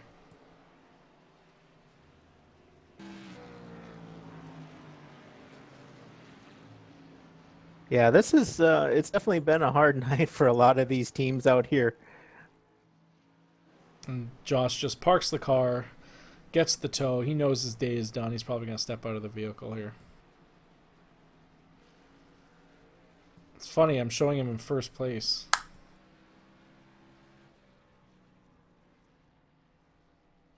I believe Thomas Keane still got that lead. Yeah, it is showing him in first place on my screen, which is weird. There we go.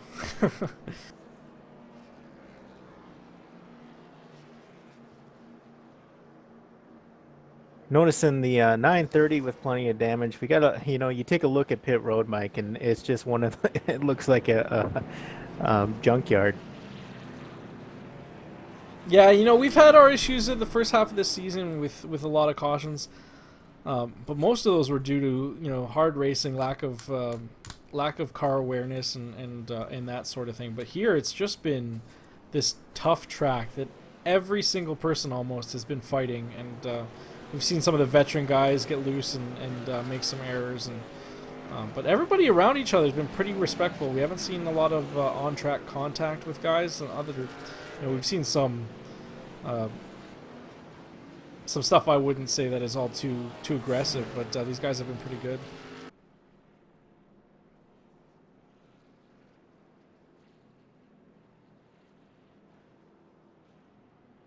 Let's take the time to once again look at the truck schedule. We remind all our viewers, if you're interested in joining the NAVSCAR Racing League, we'd love to have you. Right now we are running a truck series, practice Saturdays, race Mondays. Not broadcast, but it is a fun little race. We had our Talladega race. It went off pretty well. We had about 25, 30 drivers, and only two and a half cautions, I like to say. I threw a caution on the last lap when there was an accident and no caution came out, but I probably could have let that play out and let the guys run back to the finish.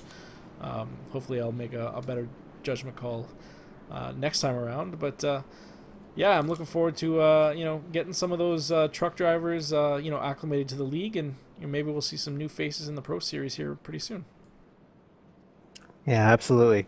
I think it'll be a good proving ground before we get up and see him in the Pro Series. But one other thing I want to quick mention, Mike, is I was taking a, how I had mentioned the 82 was missing the front end, and it looks like he spent some time in pit road, and you got to really hand it to his crew. They were able to put a new nose on that. Not exactly aligned, but they were able to put a nose back on it. Similar to what we seen with Dale Jr., this last weekend. Had to replace that nose. That's not a small task by any means. Yeah, let's take a look at it. Oh yeah, there's definitely a front end on it. It's banged up a bit. They just got to throw some high speed tape on that bad boy, and it'll be no problem. Yeah, absolutely.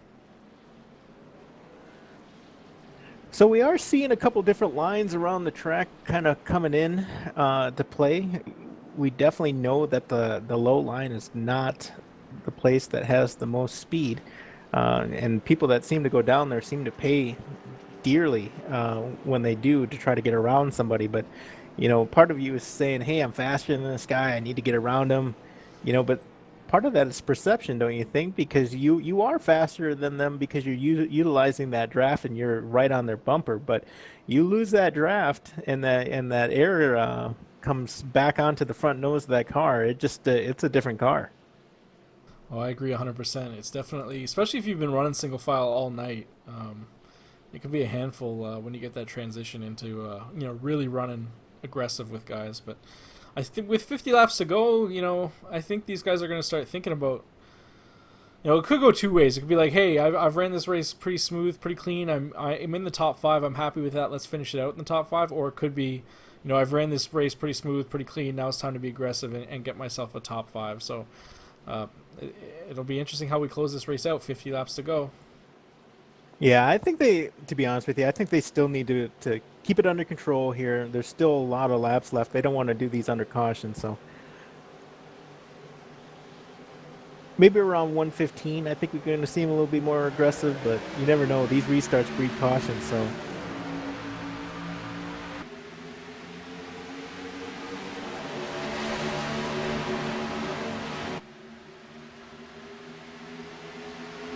Keith Haney takes him out of 2, leading. Inside. Wow, inside. Yeah, they do a little bit better job this time around, don't they? For sure. 24 of Chris Sharp right now on the inside. Looks like he's holding up the 919 and the 15, and they're kind of bunching up here. But yeah, the inside, well, it's definitely getting racy. Let's just say that. Oh, we got a car on the wall. Brian Wynn bounces off the wall. No damage, no foul. He keeps it going forward. I believe I've seen a meme from Brian Wynn this on social media here. Maybe you can speak to that. A trainer? Yeah. There's a bunch of memes that include the 00 car. Usually they involve him in the air or on his roof. All joking aside, we love to give Dumper a little bit of grief here, but he's been doing really well lately, and right now he's got to be happy with his position. He's sitting in 10th place, looking for a top 10. Just got to hang on to it and bring that car across the finish line, hopefully on 4 wheels, and secure that top 10.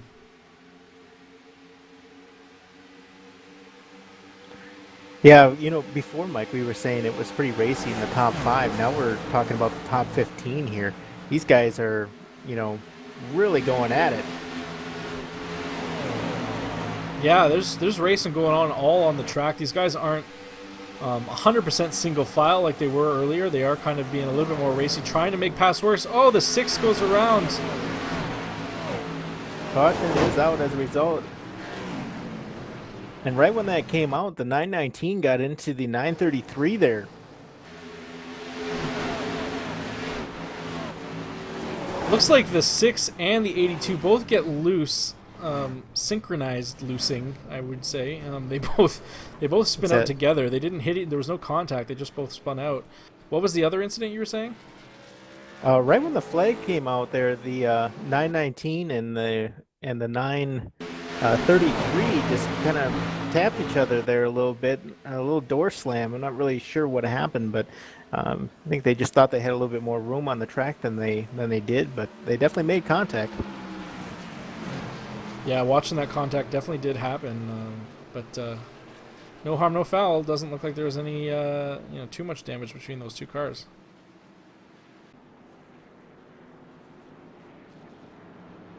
Oh, looks like we got a lot of takers once again coming down pit road. Yeah, that was definitely synchronized spinning there between the 82 and the 6. That made for some good television. Yeah, it's very it's funny how that happens, but they probably took a similar line into the corner. You get to following somebody, and if you take a similar line at a similar speed and that causes that first car to go loose, it might cause your car to go loose too, and they just kind of drift around the corner together there.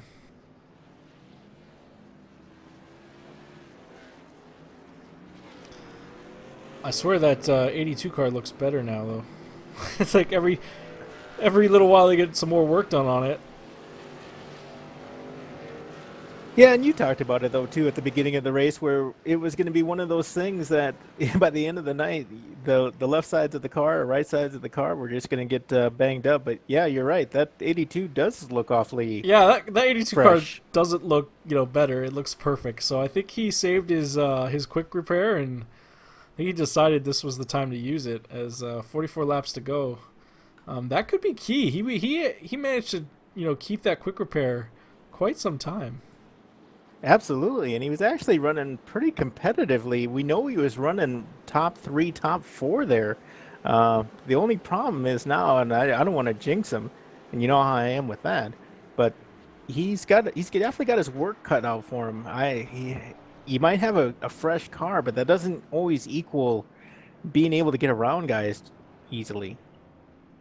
Especially at a track like this. Looks like the 72 looks pretty fresh too. We might have had a couple guys save it to, this was the time, and I don't know if, oh no, there's no collision there. Those guys got lucky. It looked like looked like there was going to be a pretty big incident there in pit road. But just to explain to our viewers that there is no collision on in the pit box. You guys can cars can run into each other as long as they are in the pit boxes. There's no damage, no collision. It just goes through each other. But once you move back out onto the track or into the pit road, yeah, anything's game.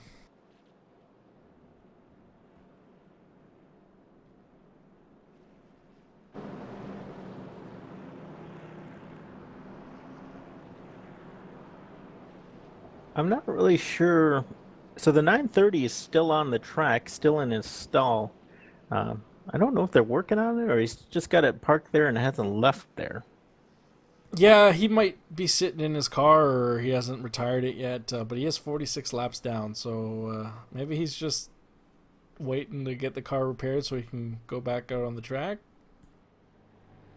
Yeah, probably got a little Gatorade, had a snack. Yeah. All right, lights are off. One more time by here. We're going to be going back with taking the green at 41 laps to go. We're winding down.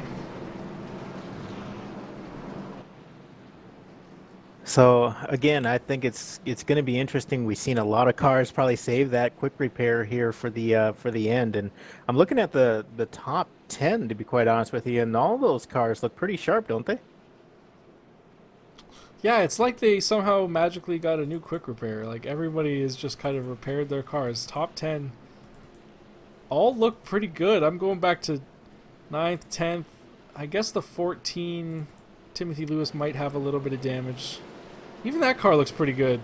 The 4 car of Ricky Goodman looks good. This is crazy. I can't find a damaged car on the track.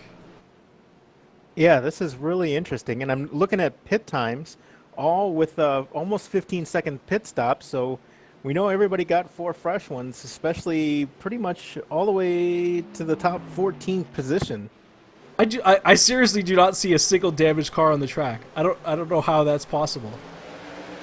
And we're off. Well, it's getting dicey right from the beginning here as we go into turn 1.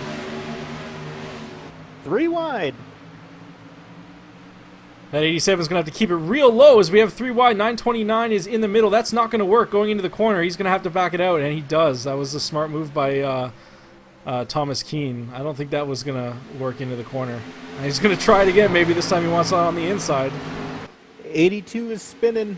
He keeps it off the wall and has finally stopped. No caution? No caution. He didn't make contact with anybody. He lost control in turn 3 and 4. He's trying to get that car back up and rolling, but you know how hard it is with slick tires. He's just getting across the start finishes. Oh, these guys no. are getting in 3 and 4. 87 it makes contact with the 7 of Nelson Rivera. They both keep it going. That was a weird incident. I don't know what happened there.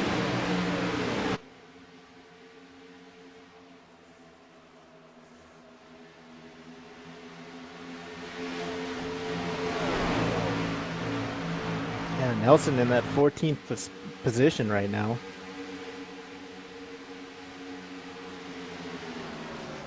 Yeah, now I see a damaged car.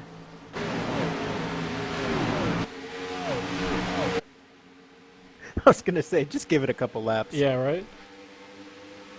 I just can't believe they all repaired their cars at the same time. That's just nuts to me, but yeah, 38 laps to go. It's Jay Adair is out front. He's happy in the position he's in. John Furshing Jr. second place right now. Sean Butler third. Thomas Keane fourth. Keith Haney fifth. Let's go ahead and round out the top 10. We've got David Howard Jr., Chris Sharp in 7th, Timothy Lewis in 8th, Jack Walls in 9th, and Ricky Goodman 10th place. Mr. Strategy.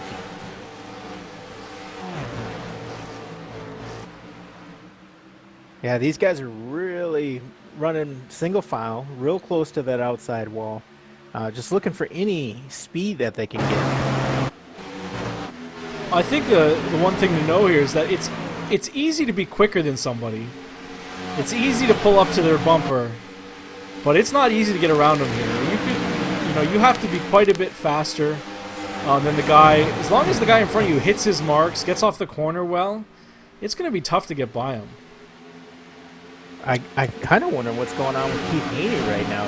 He's held and led so many laps tonight, currently in that 5th position, and he's got company with David Howard Jr. right behind him. And you see David's getting frustrated. He wants to get by him. He's going to try and make it happen in the corner, but you literally got to kind of see how that was perfect. How he got back up on the track, got that high line before entering the corner, and is able to slow the 87 down. That was the way to make that pass. You want to complete that pass on the front stretch going into 1. Really well done there. Yeah, that was real nice. But I think that shows the difference of where we are. I think earlier in the race, I don't think David's going to chop the nose like that. But where we are now, it's time to be more aggressive. As long as you can do it smoothly and get up in front and kind of take that line away, I think you got to take that shot. Yeah, absolutely. And we are just turning lap 100 here, so we got about 33 more laps to go.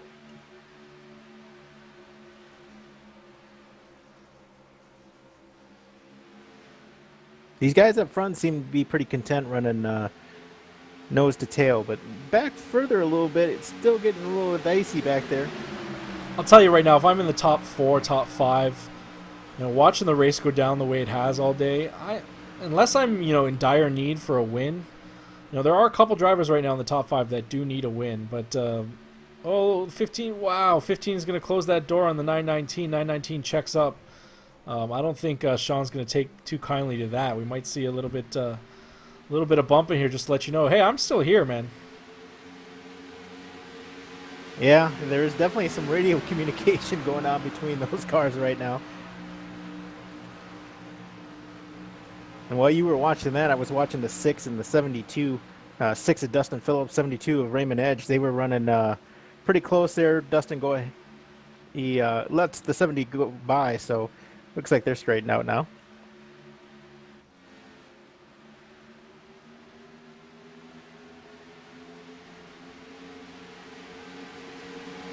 Oh, the leader just drops down to the inside.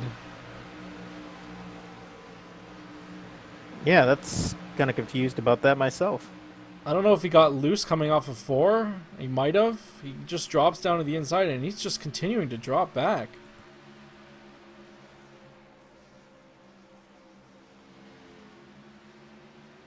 Yeah, he's definitely on the radio talking to him, but he's gonna... almost got into the 20 there. Did he say what's going on? Has he got a car problem? He's definitely communicating. Let me see if 14 I can hear into some... the wall. I think these guys are just running their tires down, man. 15 is now off the pace. 15 went from leading that after that exchange. He's now on the inside and dropping back.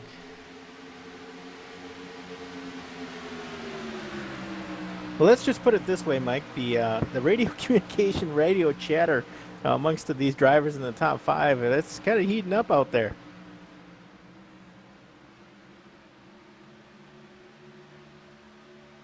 And Jay Adair just continues to go backwards.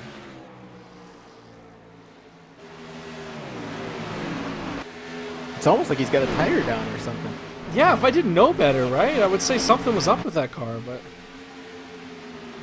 he's got some trash on the grill. It's overheating. He's got to get it get it down pit road. Like, I don't know. It's so weird to see him drop down. But then again, as soon as the 15 car takes over the lead, and then it happens to the 15 car, and he's down to fifth place. Yeah, I'm not really sure. You know, Jay Adair came on the radio. He's, you know, I'm seeing through text messaging there that, you know, he's telling drivers to pass right. I mean, he knew something was going on with that car, or so I'll have to keep an eye on that.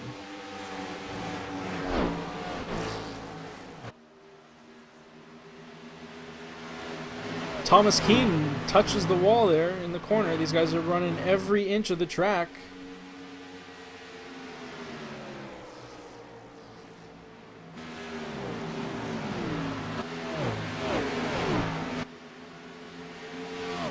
I am kind of curious about that 28. We talked about him earlier. We haven't talked about Calvin Allison a whole lot tonight. He's been kind of quiet. Yeah, I think he's slowly crawling back from you know, that incident early in the race. But again, I think passing, there's such a premium on passing here, it's hard to do. As he looks low, he's going to try and make that pass work on the 24. He does. Now he's got Timothy Lewis in his sights. Yeah, definitely running that high line. Tim runs a low. I don't know if he's just going to give it to him or he does. I mean, he just goes around him. Yeah, right now Calvin's times are competitive with the leaders.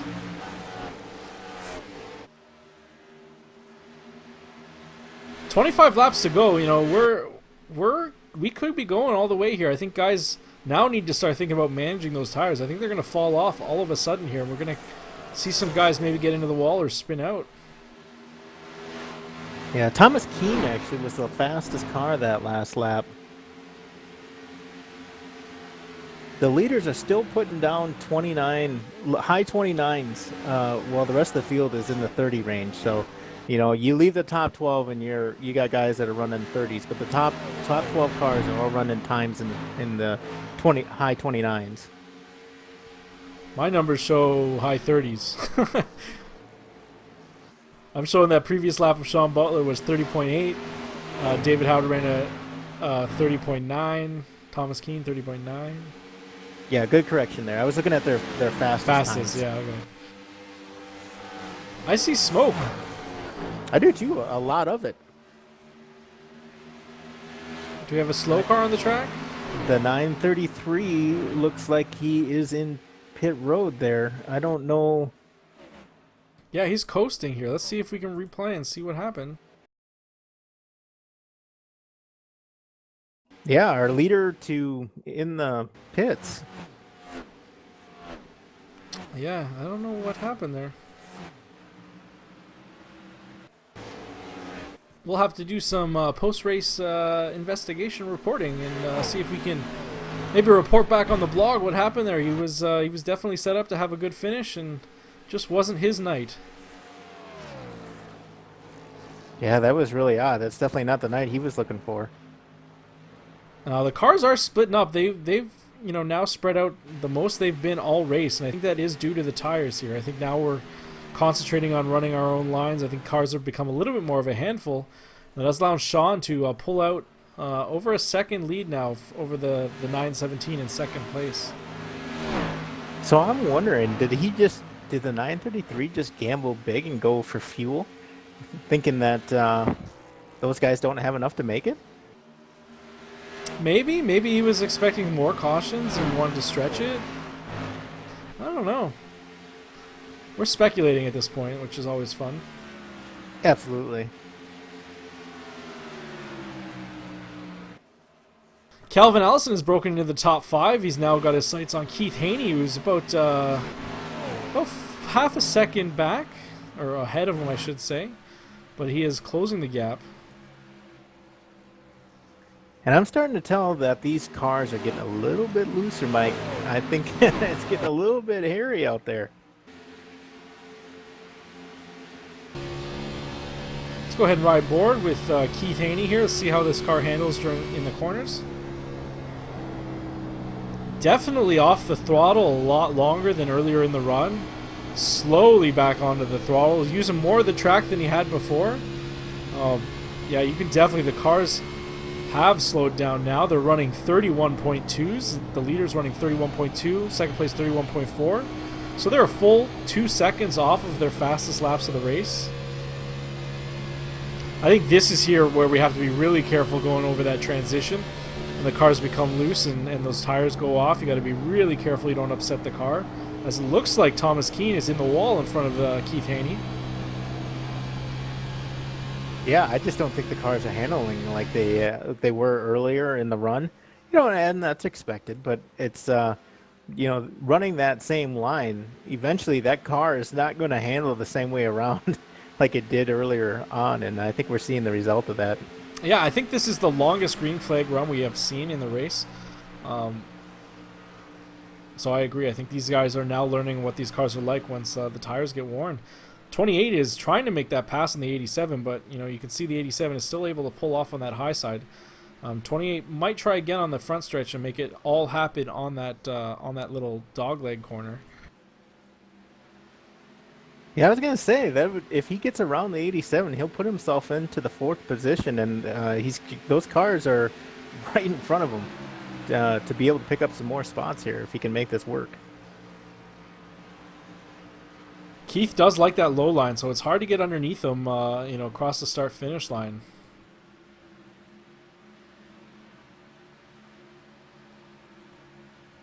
Noticing a lot of, I should say, the lack of talking on the radio. These guys are really focused. I think they got it to the point where the cars are spread out enough. Oh, Thomas Keane again, twice into the wall. Keeps on the track, but he's going to lose both these positions here. Got to be careful. And he's fighting back hard, which could prove to be interesting. I think Calvin knows better. He's kind of keeping it back. He wants to see what these guys, keep them. Oh, Keith Haney is now into the wall.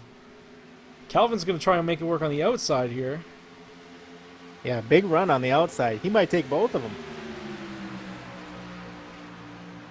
I think he's going to force. Yep, Thomas Keane does give up the position. He forced him down there. And I just don't think they're capable of running hard into that low line anymore. I think they absolutely need to run the high line, and it's getting harder and harder to keep that car off the wall. 14 laps to go. Still anyone's race. Sean Butler 2.2 seconds out, but with the way that these cars are falling off, I don't, it could close that gap pretty quick. Well, the 82 car is now on pit road, so I'm not sure if these guys have enough fuel to make it or not. Yeah, I didn't catch a fuel run. These cars, I'm assuming they would go 50 or so laps, but I don't know for sure. And Nelson Rivera in the 7 car, he's in pit road. He's also... Yeah, I think Nelson's in there doing some other repairs. Calvin's going to make that low line work there. Takes the Haney line away from him.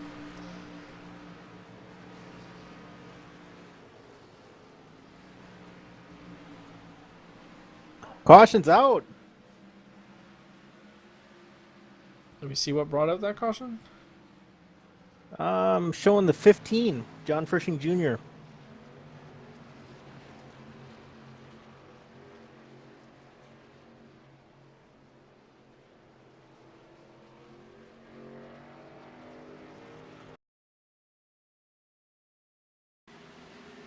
Oh, yep, he just lost it on his own. Tries to keep it down, but it was tough to do, and just spins onto the shoulder, and that's enough to bring out the caution. For a second there, I thought he was just going to shoot it down pit road. Yeah, I'm sure he would have if he had a could have. It probably snapped back on him. Turns it around pretty well, and that's going to... everyone's going to come in, right? Everybody's going to come in, but you know who was the last car to leave pit road with full fuel when the flag came out? You're going to tell me. Mike Abbott. That could be interesting here as the cars are deciding whether they're going to come down. Are we going to see anybody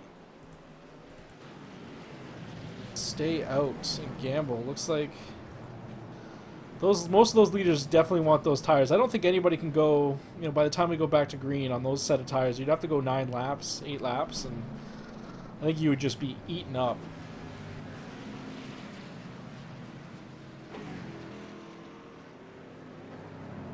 Yeah, I'll be interested to see how this works out. I mean, I'm showing and I know they're cycling through, so this probably is going to change. But showing Kevin O'Brien being that first car a lap down, showing John Fershing Jr. being a lap down, and Mike Abbott all being a lap down. But it'll be interesting to see if if Kevin O'Brien and John Fershing Jr. come in to get tires, and it'll be interesting to see who is actually on the lead lap when they cycle through. All right, Keith Haney and Thomas Keane back out on the track. 2 tire stops for both those players.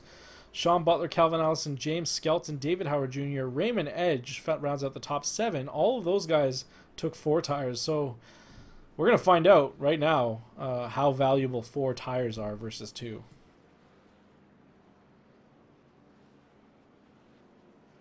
I'm trying to think who was the driver that did take 2 last time. Who was that? Nelson?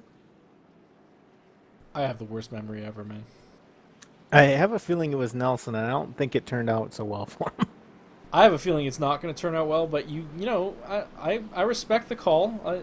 They're not staying out on no tires. Like that, I would have been maybe not the best move, right? But Oh, come on, that would have been smart yeah, right. for a half a lap.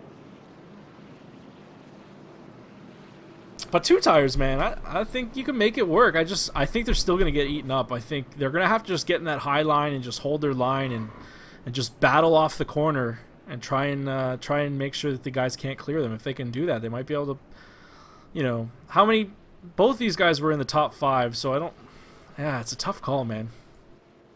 If you take, Yeah, absolutely. if you take 4 there, you're probably still coming out 3rd or 4th. Are you worse off? Are they going to finish worse than 3rd or 4th now on 2 tires? I guess we'll see. Yeah, and as we're getting down to it, we talked about it a little bit at the beginning of the race, but one of those things that is on some of these drivers' minds is really about who's on that bubble. And we had talked about Brian Wynn, Mike Abbott, Jordan Beck, uh, Tommy Amazy. These guys are right on the cusp. Yeah, that chase bubble highlighted on your ticker there. These guys have to be aware. They want strong finishes. They want to be finishing up in the top 5, top 10. Top 15 would probably be okay, but you don't want to be having a bad race if you're on a bubble. And 87 right now, he is on that chase bubble. He's not locked in, so he'd love a win here tonight. Absolutely, and I think it's. I'm not sure. We got the pace car coming around with the lights still on. 82 is currently a lap down. He didn't come in. Is he going to get waved around on this last one? Is that how they do it, or is he stuck in that position a lap down? He's already been waved around. Lights are off. You got to hit that button and get back to live, my friend. Hit that button one more time. My apologies, as I was going back and taking a look at something. Yeah, he doesn't have that nice little flashing caution thing or replay thing that I have on my screen. So I always remember to go back. It's easy. It's yelling at me. Well, Mike, if I had a $30,000 rig with the Yeah, right. with the caution lights on, I would know they were off as well. Gotta get us one of those bad boys, man. For all our viewers, if you check out, I think it's still on our Facebook page. One of our racers put a link up there of a guy showing off his racing rig and what you can do if you have way too much money and time, and we're all jealous. Let's just say that. And single. Yeah, right. All right, pace car is in. We're gonna be going back to green. Let's keep a close eye on Thomas Keane and Keith Haney on this restart. Thomas Keane likes to keep him low. He definitely chokes him down. Keith is all over the track, trying to get every inch of that run, dive it into the corner. Oh! Oh, that caution's going to come out. That was a bad wreck there.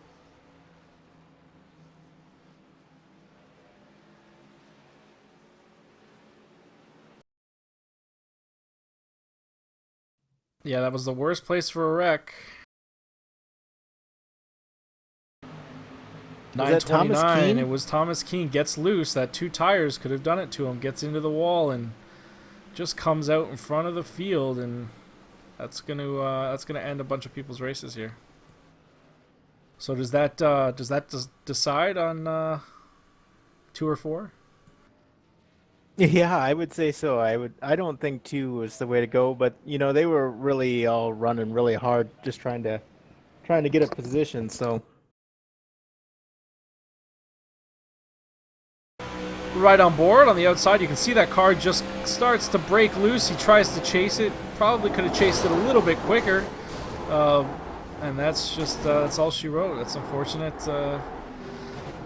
I think in hindsight, he probably would have taken 4 tires and would have been happy with a top 5 finish. Now he's going to he'll be lucky to crack the top 20 here.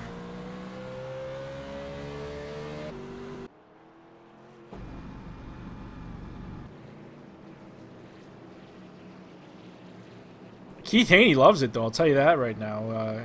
Taking 2 tires, Keith Haney definitely wants this one to go under caution as long as we can. We got a car smoking in the back. He's gonna have to come down and get service.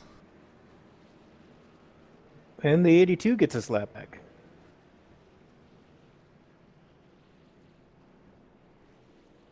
I put Sean back out front now. I wonder if he's going to take the outside line. I would take the outside line if I was him. And I There don't, would be no doubt in my mind. right? But he has started on the inside a couple times tonight. I don't know if these guys realize that they have lane selection. It just does not seem to pay off for these guys. 87's on 2 tires. I would definitely force him on the inside.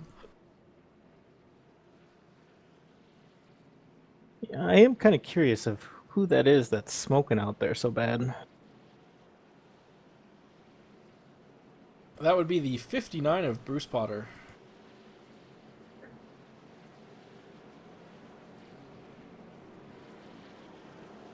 And apparently he's not pitting.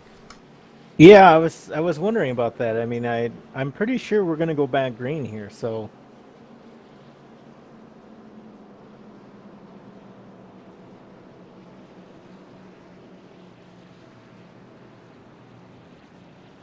that may require some intervention there by the officials if he Yeah, doesn't take that car. you might want to just jump down and give him the heads up that he's got to come down.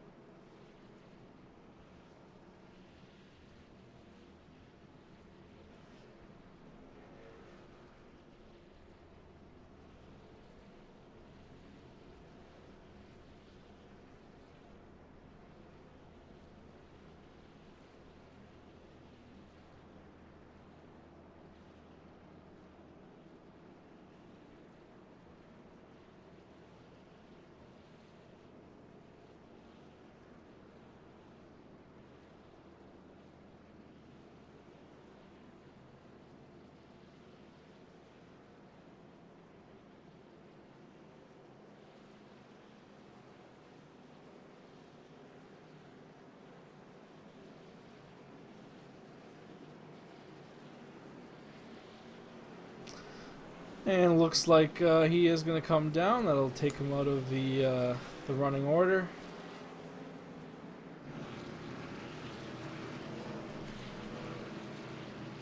Good deal. Good stuff. Did that take a little coercing from your part, or? No, I just asked and I never Okay. got a response, and so I think he was intending to do that anyway. So, good looking out there, and I think we're gonna get ready to get going. Awesome.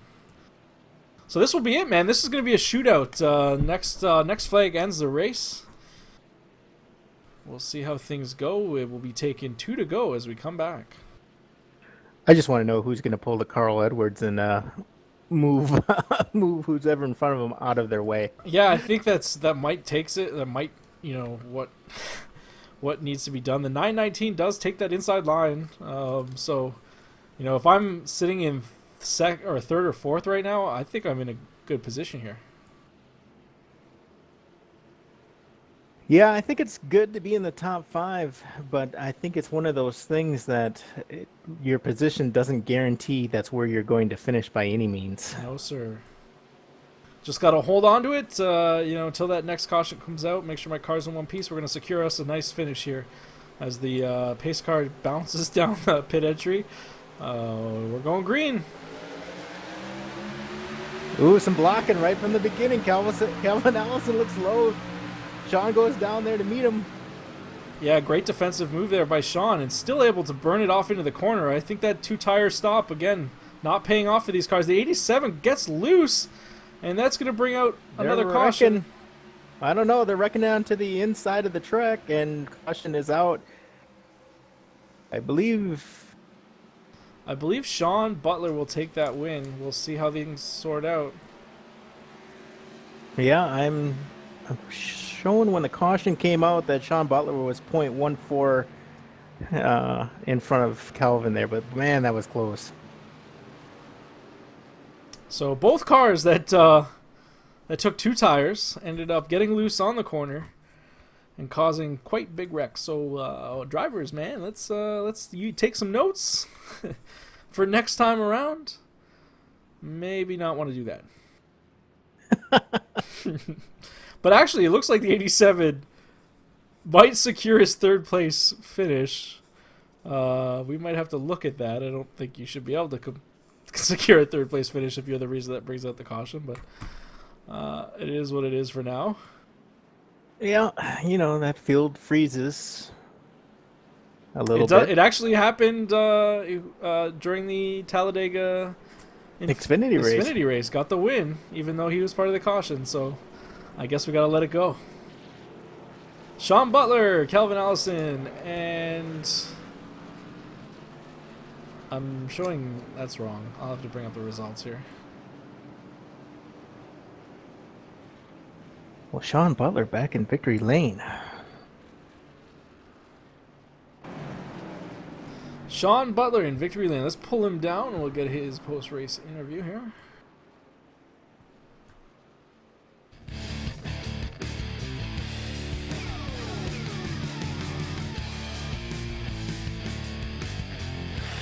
Sean Butler able to skirt those last couple incidents to hold on to first place. Takes home another win here at the NAVSCAR Pro Series. Tell us about your race. Well, I was fast tonight. It was a little. People were complaining about loose end, but I was tight. I was tight everywhere. I'm not sure if it's because of the way I was driving it in the corner, but made a mistake early. I felt bad for that, taking out Calvin and my teammate David there, but we all rebounded and had a good run. Was really enjoying that long green flag run, and we were hoping it was going to go all the way, but man, what a crazy couple of last restarts, man. Yeah, Sean, this is Jamie up in the booth. It's watching you guys tonight. There wasn't a lot of room for passing. We heard a lot of radio traffic about some guys talking about blocking, some guys talking about, hey, can I get that spot? Talk about the how difficult it was to get around the track or get around somebody tonight. Yeah, it's pretty much near impossible to pass somebody. You just gotta ride real close to them and hope they make a mistake. There was I was running all over back at John Fursing there for a little bit, and I kept having my car on the outside of him, and it would tell me he's on the inside, so I know it was telling him I was on the outside, and he chopped me off a couple times, and then the last time I didn't. I just kind of stuck it in there, and he almost wrecked, but it was just the nature of the beast, man. Once you had an inch, you wanted to take it because it's just so hard to pass. Yeah, we definitely commented on that a couple times during the race. First half of the race, if you didn't completely clear the car, you weren't going to move up the track, and that outside line was going to work, and the guy was going to come back around. But second half of the race, man, you were going to make that car clear it and get up in that outside line, or you really couldn't make that pass work, especially when tires were falling off at that long green flag run there. I do have to ask though, you took you started a couple restarts. You were first, and you elected for inside lines. We were wondering why you were choosing the inside line versus the outside line. I just felt like you just get a better run down into 1 and 2. I was just hoping and praying that I would clear the guy on the outside, especially on that last one. I knew Keith was going to be real loose, and that's why I took the bottom, because I didn't want to give that up. I was afraid that he might wash up into me on the outside or something. So yeah, it was just judgment call. I seen the bottom lane going pretty good the whole night on the start, so that's what I kept sticking with. Yeah, it definitely worked out for you at the end there. The last 2 cautions, 2 drivers came in and took 2 tires each. And we were wondering how those were going to work out for guys, and I think it shows that both those cars got loose exiting 2, and yeah, the rest was history. So congratulations again on another win, and we'll see you next week.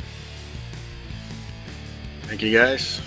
I just want to point out that I picked you tonight, so the big points night for me. Thanks, Sean. I think I have a few negative points. I'm glad I got the win. I kind of make up for it, but that's awesome. I'm glad I can help you out. But man, what a fun! I mean, it was fun overall, even though it was, I don't know how many cautions, but we had some decent green flag runs in between there, and shuffling and jockeying around and hard passing, and then that long run at the end was real fun too.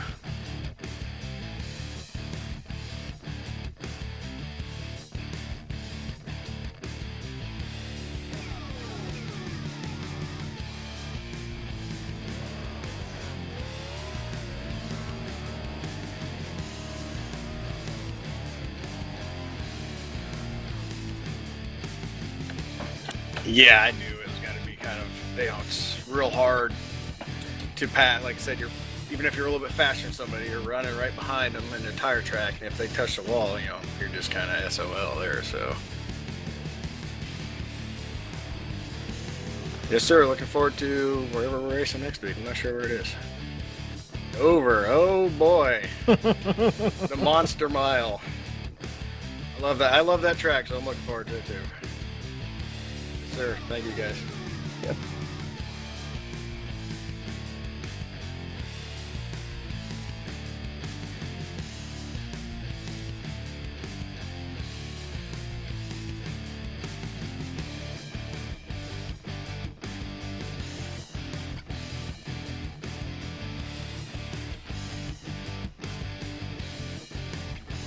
Yeah, it was pretty eventful at times. I got, I guess, side swiped. I don't even remember what lap it was, and had like 2 minutes and 30 seconds of damage. So I just got it fixed, and with the rest of the race, I didn't even use my quick repair just to try to get used to next season. So it wasn't too bad.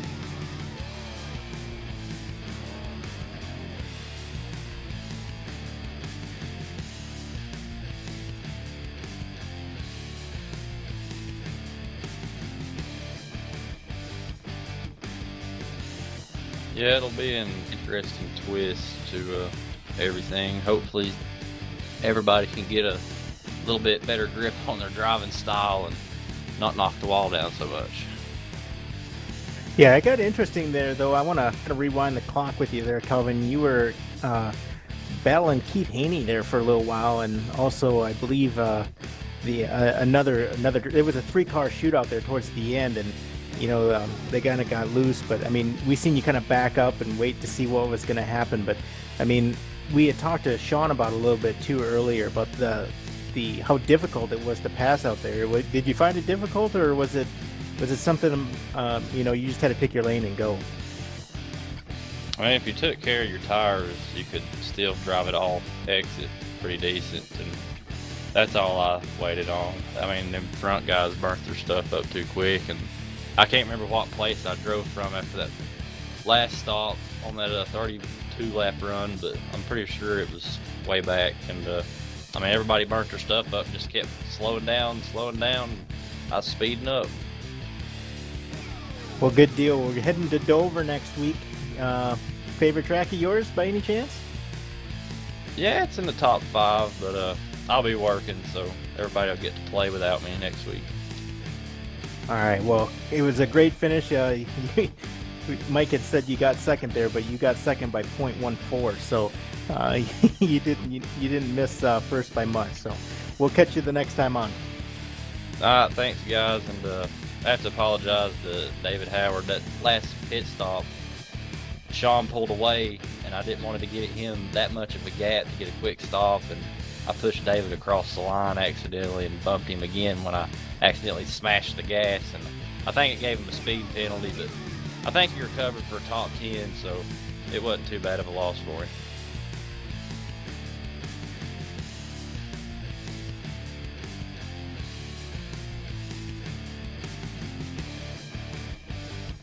Yeah, thanks, guys. See you in 2 weeks.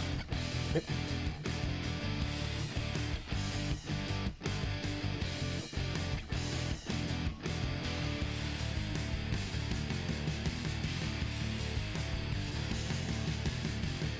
I do not see him in there. I think he,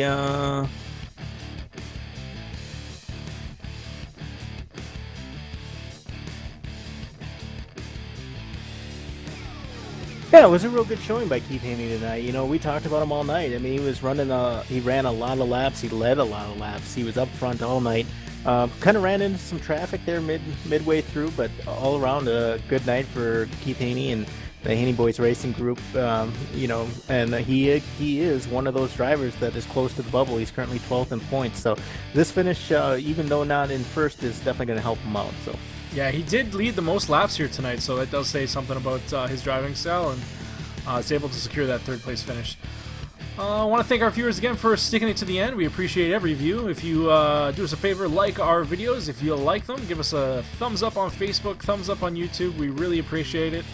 Helps us get the message out there. Thanks again for Mike. I'm Mike Fair, joined with Jamie Christensen and Dustin Phillips. We're signing off. We'll see you next week.